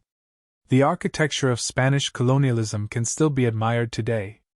From the cathedrals of Mexico City to the palaces of Lima, Spanish colonial buildings reflect the grandeur and dominance of the Spanish crown. The neoclassical architecture of 19th-century Buenos Aires, for example, is a direct reflection of the influence of Spain's European traditions, adapted to the local context. The elegant courtyards, cobbled streets, and ornate facades that populate many of the cities of the Americas stand as monuments to the empire that once ruled them. Spanish colonial art, too, holds a lasting legacy. The mural paintings of Diego Rivera in Mexico, or the Cuzco School of Painting in Peru reflect a fusion of Spanish and indigenous art styles that have shaped the visual culture of the Americas for centuries. These works often tell the story of the Spanish conquest and its aftermath, highlighting the resilience of indigenous peoples while also embracing the aesthetic traditions of European masters. Narrator. However, the cultural legacy of the Spanish Empire is not confined solely to arts and religion. It also extends to legal systems and political structures. The Spanish colonial law was one of the most sophisticated legal frameworks in the world at the time, and many of its principles were retained by former Spanish colonies after they gained independence. In particular, the Spanish Civil Code had a profound influence on the legal systems of many Latin American countries. Mexico's Civil Code, adopted in the 19th century, was modeled on the Spanish Civil Code and became the foundation for much of Latin American law. Property rights, marriage law, and even slavery regulations were all shaped by Spanish colonial policies, which persisted in some form long after the empire's fall. Similarly, the political structures established by Spain during its colonial rule laid the groundwork for the political systems of many Latin American nations. The viceroyalties and captaincies general that governed the Spanish territories were precursors to the modern nation-states of Latin America. These regions were organized according to provinces and territories, and many of the administrative divisions set in place by Spain remain intact today. Narrator. One of the most intriguing aspects of the Spanish Empire's cultural influence is its role in shaping the identity of the people living in the former colonies. Cultural syncretism, the blending of indigenous, African, and Spanish traditions, is one of the defining features of the post-colonial cultural landscape of Latin America. While Spanish colonial rule sought to impose European norms, it was the resilience of indigenous cultures and the forced labor of enslaved Africans that created the vibrant, multi-ethnic societies we see in the Americas today.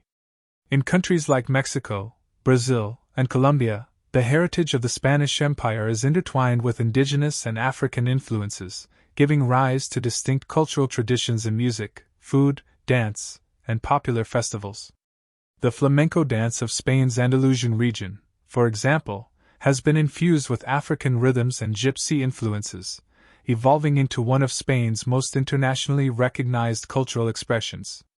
In the Americas, the cumbia dance of Colombia and salsa of Cuba combine African rhythms with Spanish melodies, creating sounds that resonate across the globe today. In Mexico, the fusion of Spanish colonialism with indigenous cultures has created a rich tapestry of traditions. Dia de los Muertos, the Day of the Dead, for instance, combines Spanish Catholic rituals with pre-Columbian Aztec customs, resulting in a vibrant and deeply spiritual celebration of ancestors and family. Narrator. The cultural impact of the Spanish Empire extends far beyond the borders of Latin America. Spain's colonial reach touched regions such as the Philippines, Guam, and Puerto Rico, where Spanish influence still shapes the culture today. The Philippines, for example, retains a strong Catholic tradition, along with Spanish words in its local languages. The influence of Spanish governance is evident in the Philippines' legal systems and national institutions, although the country's identity has also been profoundly shaped by its American colonization in the 20th century. Narrator. In conclusion, while the Spanish Empire's political and military power may have faded with the loss of its colonies in the Americas, its cultural legacy endures. The language, religion, architecture, art, and legal systems established by Spain continue to shape the identity of millions of people across the Americas, Asia, and the Pacific. The empire's vast and enduring influence, however complicated by colonialism and exploitation, is a testimony to the power of culture to transcend borders and time. As we look to the future, the enduring influence of Spain's empire invites us to reflect on the complexities of empire building and the ways in which legacies of colonization can both enrich and complicate the stories of nations and peoples. This scene marks the end of the Spanish Empire's cultural legacy and its long-lasting influence on the world stage. The Spanish Empire's decline was a slow and tumultuous process, stretching across centuries of upheaval, warfare, and internal strife. The once vast and seemingly invincible empire, which had stretched across the globe from Europe to the Americas, had begun to fracture under the weight of its own ambitions. The decline of Spain's imperial power cannot be attributed to a single event or cause, but rather a combination of economic, military, political, and social factors that accumulated over time. In this scene, we will examine the events and circumstances that led to the eventual downfall of the Spanish Empire, exploring the political, military, and economic struggles that marked its final decades. Narrator. By the 17th century, Spain's imperial glory was already beginning to wane. Habsburg Spain, which had reached the pinnacle of its power under Philip II, began to face challenges that would eventually spell the empire's doom. Several factors contributed to this decline, and among the most pressing was the financial instability that plagued the empire. Spain's economic problems were rooted in the very structure of its empire. The vast wealth that poured into Spain from its colonies in the Americas, primarily gold and silver, seemed to promise an unbroken future of prosperity. Yet, rather than enriching the empire, this wealth often contributed to Spain's downfall. The influx of precious metals caused inflation throughout Europe, making goods more expensive and eroding the purchasing power of the Spanish economy. Instead of investing in infrastructure, industry, or military modernization, Spain's rulers spent much of this newfound wealth on wars, particularly in Europe. By the late 16th century, Spain had become embroiled in a series of costly conflicts. The 80 Years' War with the Netherlands, the Anglo-Spanish War, and military campaigns in Italy and France drained Spain's resources.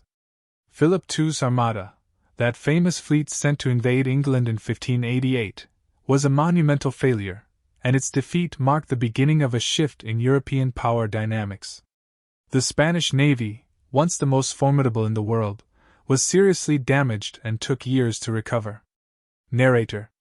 The Habsburg dynasty also suffered from a series of poor leadership decisions, as subsequent kings failed to live up to the towering example of Philip II. Philip III, who succeeded his father in 1598, was largely a figurehead with little interest in the complex political and military issues facing Spain. His reign was marked by corruption, mismanagement, and a lack of focus on the empire's military and economic needs. His successor, Philip IV, inherited a similarly troubled empire in the mid-17th century. Although he was more active than his father, his reign saw the continued decline of Spanish power due to Spain's inability to win major battles against the growing might of other European powers. One of the most significant blows to Spain's empire came in the 1640s, when the Portuguese Restoration War and the Catalan Revolt led to the secession of two of Spain's most important territories. In 1640, Portugal, which had been under Spanish rule since 1580, rose up in revolt and successfully regained its independence. Similarly, the Catalan Revolt, spurred by resentment against Spanish rule, resulted in the temporary loss of Catalonia. These uprisings exposed the vulnerability of Spain's imperial borders and foreshadowed the empire's future struggles. Narrator. Despite the setbacks of the mid-17th century, Spain's decline became even more pronounced in the 18th century. The death of Charles II in 1700, the last of the Habsburg monarchs, precipitated a dynastic crisis that plunged Spain into a war for succession, the War of Spanish Succession. This conflict pitted Spain against a coalition of European powers, including Britain, France, and the Dutch Republic. The war ended with the Treaty of Utrecht in 1713, which resulted in significant territorial losses for Spain, particularly in Europe. Spain ceded several of its territories to Britain, including Gibraltar, a critical loss that has remained a point of contention between Spain and Britain ever since. Although the Spanish throne passed to the Bourbon family with Philip V, the new dynasty struggled to restore the empire to its former glory. While Philip V implemented reforms in an effort to centralize royal power and improve the economy, the damage done by the War of Spanish Succession, combined with the empire's ongoing internal challenges, was already too great. Narrator. By the mid-18th century, Spain's empire had become an anachronism. Its colonial holdings in the Americas were still rich in natural resources, but Spain's economic model, based on the extraction of precious metals, had long ceased to be viable. The decline of the Spanish Empire's military was also becoming more apparent. Spain's once mighty navy was no match for the rising naval powers of Britain and France. The American colonies, which had once been the cornerstone of Spanish imperial wealth, were increasingly difficult to manage and defend. A growing discontent among Spain's colonies in the Americas also contributed to the empire's weakening power. Many of the Spanish colonies in Latin America began to grow more self-sufficient in the late 18th century, and ideas of independence began to take root. Inspired by the American Revolution and the French Revolution, many of Spain's colonies saw the idea of independence as a possibility. The Creole elites, colonists of Spanish descent, began to demand more political power and autonomy, which Spain was unable to grant. In the early 19th century, Spain's control over its colonies began to unravel. The Napoleonic Wars played a critical role in hastening Spain's imperial decline. In 1808, Napoleon Bonaparte invaded Spain, forcing the Spanish king, Charles IV, to abdicate in favor of his son Ferdinand VII, who was quickly replaced by Napoleon's brother, Joseph Bonaparte. This French occupation weakened Spain's control over its colonies, and many of the American colonies saw the French invasion as an opportunity to seek independence. Narrator. The early 19th century saw a wave of revolutions in Latin America, as leaders like Simón Bolívar, José de San Martín, and Miguel Hidalgo rallied their people to overthrow Spanish rule. The wars of independence spread across the Americas from Mexico to Argentina, Colombia, and Chile. The conflict was long and bloody, but by the mid-1820s, the majority of Spain's colonies in the Americas had declared independence. Spain fought to retain its territories in the Americas, but the tide had turned. The loss of its colonies in the Americas devastated Spain both economically and politically. The Treaty of Paris in 1898, which formally ended the Spanish-American War, marked the final end of Spain's empire. Spain lost its last remaining colonies, Cuba, Puerto Rico, the Philippines, and Guam, to the United States. This defeat left Spain a diminished power on the world stage, signaling the end of an era. Narrator. In the years following the loss of its colonies, Spain entered a period of reconstruction and political turmoil. The empire that had once ruled vast swaths of the world had crumbled, and Spain had to come to terms with its new identity. The memory of its imperial past continued to shape Spanish politics and culture, but the country had been irrevocably changed. The decline of the Spanish Empire serves as a powerful reminder of the impermanence of empires. Like all great powers, Spain's empire was eventually consumed by its internal contradictions and external pressures. What had once been the most powerful empire in the world, with dominion over vast territories and oceans, was reduced to a mere shadow of its former self. Narrator. The story of the Spanish Empire is one of rise, glory, and eventual decline, shaped by a combination of human ambition, historical circumstance, and the unpredictable forces of time. The lessons of Spain's rise and fall continue to resonate today as we witness the shifting tides of global power and influence. The Spanish Empire, for all its grandeur, is a testament to the fleeting nature of imperial glory and the enduring legacy that can emerge from even the most tragic of falls. The end of the Spanish Empire in the 19th century marked the culmination of a gradual and complex process of decline, but it also signaled the transformation of Spain itself, a nation that had once dominated vast parts of the world. The loss of its overseas colonies in the Americas, combined with the retreat of its influence in Europe, left Spain a weakened power, struggling to redefine itself in the new global order. Yet, despite the empire's fall, the impact of Spanish culture, religion, and institutions would resonate long after the flags of empire had been lowered. Narrator. In the wake of the Spanish-American War of 1898, Spain was left with only a small, dwindling presence on the world stage. The war, fought between Spain and the rising power of the United States, saw the final collapse of Spain's imperial ambitions. As the war raged, Spain lost its last remaining colonies, including Cuba, Puerto Rico, the Philippines, and Guam. These losses were not merely military defeats, they represented the complete disintegration of Spain's imperial reach. In the early 20th century, Spain was forced to face the reality that its empire, which had once spanned continents, was now reduced to a shadow of its former glory. The Treaty of Paris, signed in December 1898, marked the formal end of Spain's colonial ambitions. In exchange for its lost territories, Spain was compensated with a modest sum and the bitter knowledge that its days of imperial dominance were over. Narrator. The loss of the Philippines, Cuba, and Puerto Rico was a devastating blow to Spain's national pride. These territories, which had been integral parts of the empire for centuries, were lost to the United States, which emerged as a new global power. The loss not only affected Spain's economy but also its national identity. Spain had spent centuries in the business of empire building. Its soldiers, sailors, and bureaucrats had once administered vast lands, from the heart of Europe to the islands of the Caribbean and Pacific. Now, Spain found itself grappling with the end of its imperial era and struggling to redefine its place in the world. Narrator. Despite the loss of its colonies, Spain was far from irrelevant on the global stage. Though it had no empire to manage, it was still a European power, and its cultural, linguistic, and religious influence endured. The Spanish language remained one of the world's most widely spoken tongues, and Hispanic culture continued to thrive in its former colonies, where Spanish customs, traditions, and architecture endured. From the cobblestone streets of Havana to the churches of the Philippines, the legacy of the empire lived on.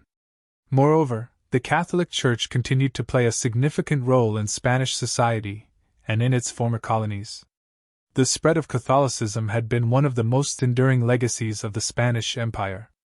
Even after the empire's collapse, Catholicism remained a pillar of identity in countries like Mexico, Argentina, and the Dominican Republic, where Spanish-speaking populations continued to be shaped by the religious practices, rituals, and beliefs that had been brought by the conquistadors and missionaries centuries earlier. Narrator. While the Spanish Empire may have fallen in the 19th century, its impact on the world persisted in more subtle ways. Colonial trade networks, economic systems, and scientific knowledge gained during the empire's reign would continue to shape the modern world. Spain's centuries-long rule in the Americas left an indelible mark on the culture and economies of the regions it once controlled. In many places, Spanish institutions like land ownership, government structures, and even legal systems formed the foundation of modern nations. The fusion of Spanish and indigenous cultures created unique identities, expressed through art, music, literature, and food, that defined many Latin American countries. In Latin America, the legacy of the empire was both a blessing and a curse. On one hand, the Spanish language became a unifying force, spoken across many countries and shaping literary traditions. The arts flourished as a mixture of indigenous traditions and Spanish influences. On the other hand, the empire's history of exploitation, slavery, and colonialism left scars that would take centuries to heal. The question of independence and national identity haunted former colonies well into the 20th century, and in some ways still does today. Narrator. Even as Spain came to terms with the end of its empire, it remained a significant player in the Mediterranean and Europe. By the early 20th century, Spain had undergone a series of political changes, shifting from monarchy to republic and then back to monarchy, as King Alfonso XIII continued to struggle with maintaining order amidst the growing demands for political reform. The First World War passed Spain by, leaving the country relatively unaffected, but the following decades brought new turmoil. Spain entered the Spanish Civil War in 1936, which would further disrupt the nation's political stability and delay any attempt to move forward after the imperial collapse. Narrator. Yet, Spain's journey from empire to modernity did not end with its internal struggles. Tourism soon emerged as a cornerstone of the Spanish economy, as visitors from all over the world flocked to the country to see the remnants of the empire's grand past, from the majestic architecture of the Alhambra to the monuments of Madrid and Barcelona. The Spanish Golden Age of art, literature, and architecture remained an undeniable influence on the world. Artists such as Diego Velázquez, Francisco Goya, and El Greco, as well as the Spanish novel of the 16th and 17th centuries, continued to be celebrated globally. Moreover, Spain's impact on global exploration and the movement of people, ideas, and goods between continents continued to shape the modern world. The empire's establishment of trade routes and its introduction of new goods to Europe, including tobacco, sugar, and potatoes, transformed global economies and diets. Narrator. Today, the legacy of the Spanish Empire can be seen in the shared language, culture, and religion across vast regions of the world. From Argentina to Mexico, from Spain itself to the Philippines, the empire's historical imprint is undeniable. The Hispanic world, as it is sometimes called, spans much of the globe, comprising over 20 countries and more than 500 million people. The Iberian Peninsula remains a focal point of European influence, and Spanish is one of the most widely spoken languages globally. Narrator. Yet, the empire's decline also serves as a reminder of the fragility of power. The Spanish Empire, like so many before it, began as a powerful force that shaped world events but ultimately succumbed to internal and external pressures. Its rise and fall offer profound lessons about the dangers of overextension, the cost of wars, and the unpredictability of world history. In conclusion, the Spanish Empire's fall was a defining moment in world history, one that shaped the modern world in ways both visible and invisible. Though Spain's era of empire building has passed, its legacy continues to be felt, as the echoes of its past reverberate across continents, influencing the cultures, economies, and politics of the world today. The fall of the Spanish Empire, marked by the loss of its colonies at the turn of the 20th century, was not the end of Spain's story. Rather, it was a pivotal chapter in the long, arduous process of self-reinvention and recovery. As the 20th century unfolded, Spain, a country that had once commanded oceans and vast empires, now faced the challenge of redefining itself in a world where colonial power was no longer the ultimate measure of a nation's significance.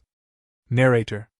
In the wake of the Spanish-American War and the devastating losses in its last remaining colonies, Cuba, Puerto Rico, the Philippines, and Guam, Spain was left with the painful task of coming to terms with its diminished stature. The Treaty of Paris, 1898, which had formally ended the war with the United States, marked not only the official end of Spain's overseas empire but also the beginning of an era of reflection, crisis, and transformation. But the loss was not simply political or military. It was deeply cultural and psychological. For many Spaniards, the end of the empire was an identity crisis. Spain, which had once been at the center of the global stage, now found itself relegated to the margins of European politics and global influence. This period of national reflection, known as the Generation of '98, saw Spain's most prominent intellectuals, writers, and artists examine the reasons behind the nation's decline and what might be done to rebuild the spirit of a country that had once ruled the seas. Narrator. The aftermath of empire saw Spain confronting deep-rooted social, economic, and political problems. The Industrial Revolution had passed Spain by, leaving the country in a predominantly agrarian state, while many of its European neighbors had already become industrial giants. Spain's political instability also plagued it for much of the early 20th century, as it struggled to find a stable system of governance. The monarchy, led by King Alfonso XIII, was increasingly unable to manage the country's political factions, resulting in growing discontent.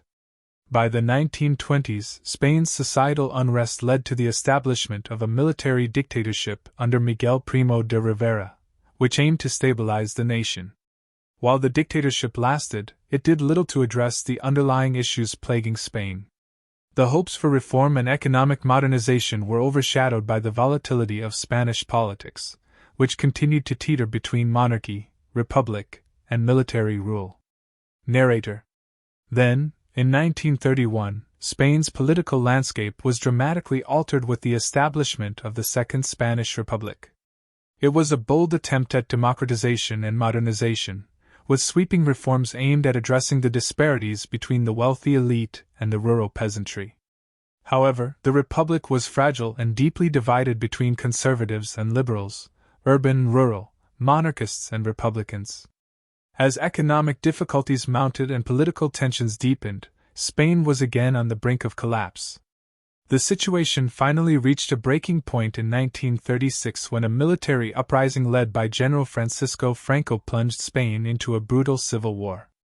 The war, fought between the Republicans, who were made up of left-wing socialists, anarchists, and communists, and the nationalists, led by Franco's fascist forces, would last 3 long years, from 1936 to 1939. The war devastated the country and left deep scars on the Spanish psyche. Thousands were killed in the conflict, and many more were forced into exile or imprisoned. Narrator. By the time the nationalists emerged victorious in 1939, Spain was a shattered nation, physically and emotionally scarred by the bloodshed of the Civil War. Franco established a totalitarian regime, which would rule the country for nearly 4 decades. Under Franco's rule, Spain was isolated from much of the rest of Europe, and its economic development stagnated. The country remained neutral during World War II, but its authoritarian regime was sympathetic to the Axis powers, although it did not directly participate in the conflict. Franco's regime was marked by a brutal repression of regional identities, most notably the Basques and the Catalans, whose languages and cultures were suppressed. The regime also clamped down on political dissent, with political opponents, intellectuals, and left-wing activists being imprisoned, exiled, or executed.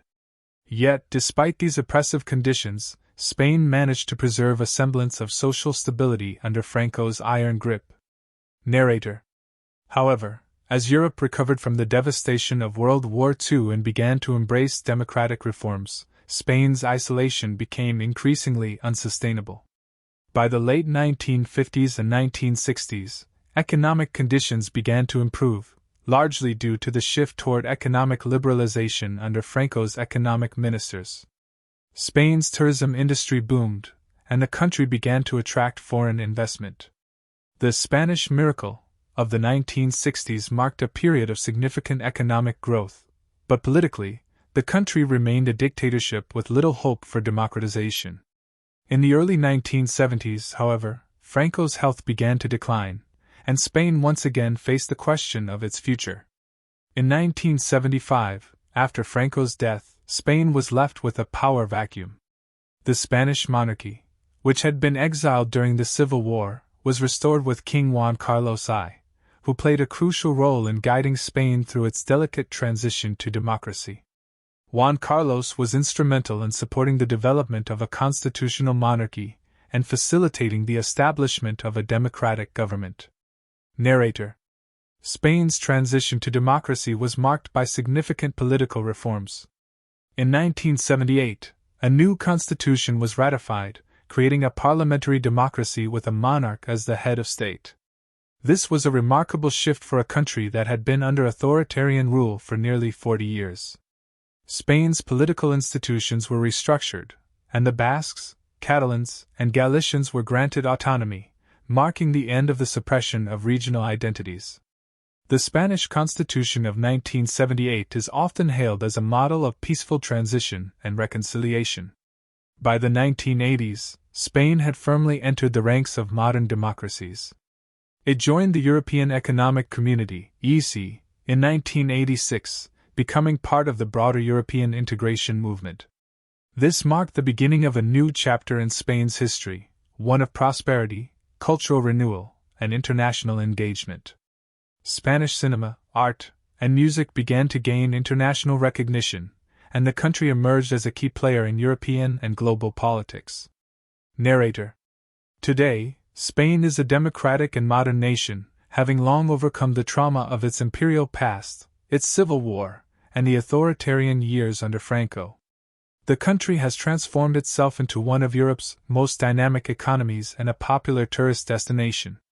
Its cities, such as Madrid, Barcelona, and Seville, are renowned for their rich cultural heritage, their world-class architecture, and their vibrant arts scene. In recent years, Spain has also grappled with contemporary challenges, including economic crises and regional independence movements, particularly in Catalonia, where calls for independence have sparked political tensions. Yet, through it all, Spain continues to navigate its complex history, balancing its imperial past with the needs of a modern democratic society. Narrator. Spain's journey from the height of empire to a modern European democracy is a testament to the resilience of its people. It is a nation that has experienced the rise and fall of empires, civil wars, and dictatorships, but has ultimately managed to embrace democracy, cultural diversity, and prosperity. Though its empire has long since faded, the legacy of Spain's history remains deeply woven into the fabric of the world, from the enduring Spanish language spoken across continents to the cultural, artistic, and historical influences that have shaped much of the modern world. In the end, Spain's story is one of survival and transformation. From the Spanish Empire to the democratic Spain of today, the country has continually reinvented itself, drawing from the strengths of its past to chart a course into the future. And while the echoes of empire may have faded, the spirit of Spain endures, alive in the hearts and minds of the people who call it home.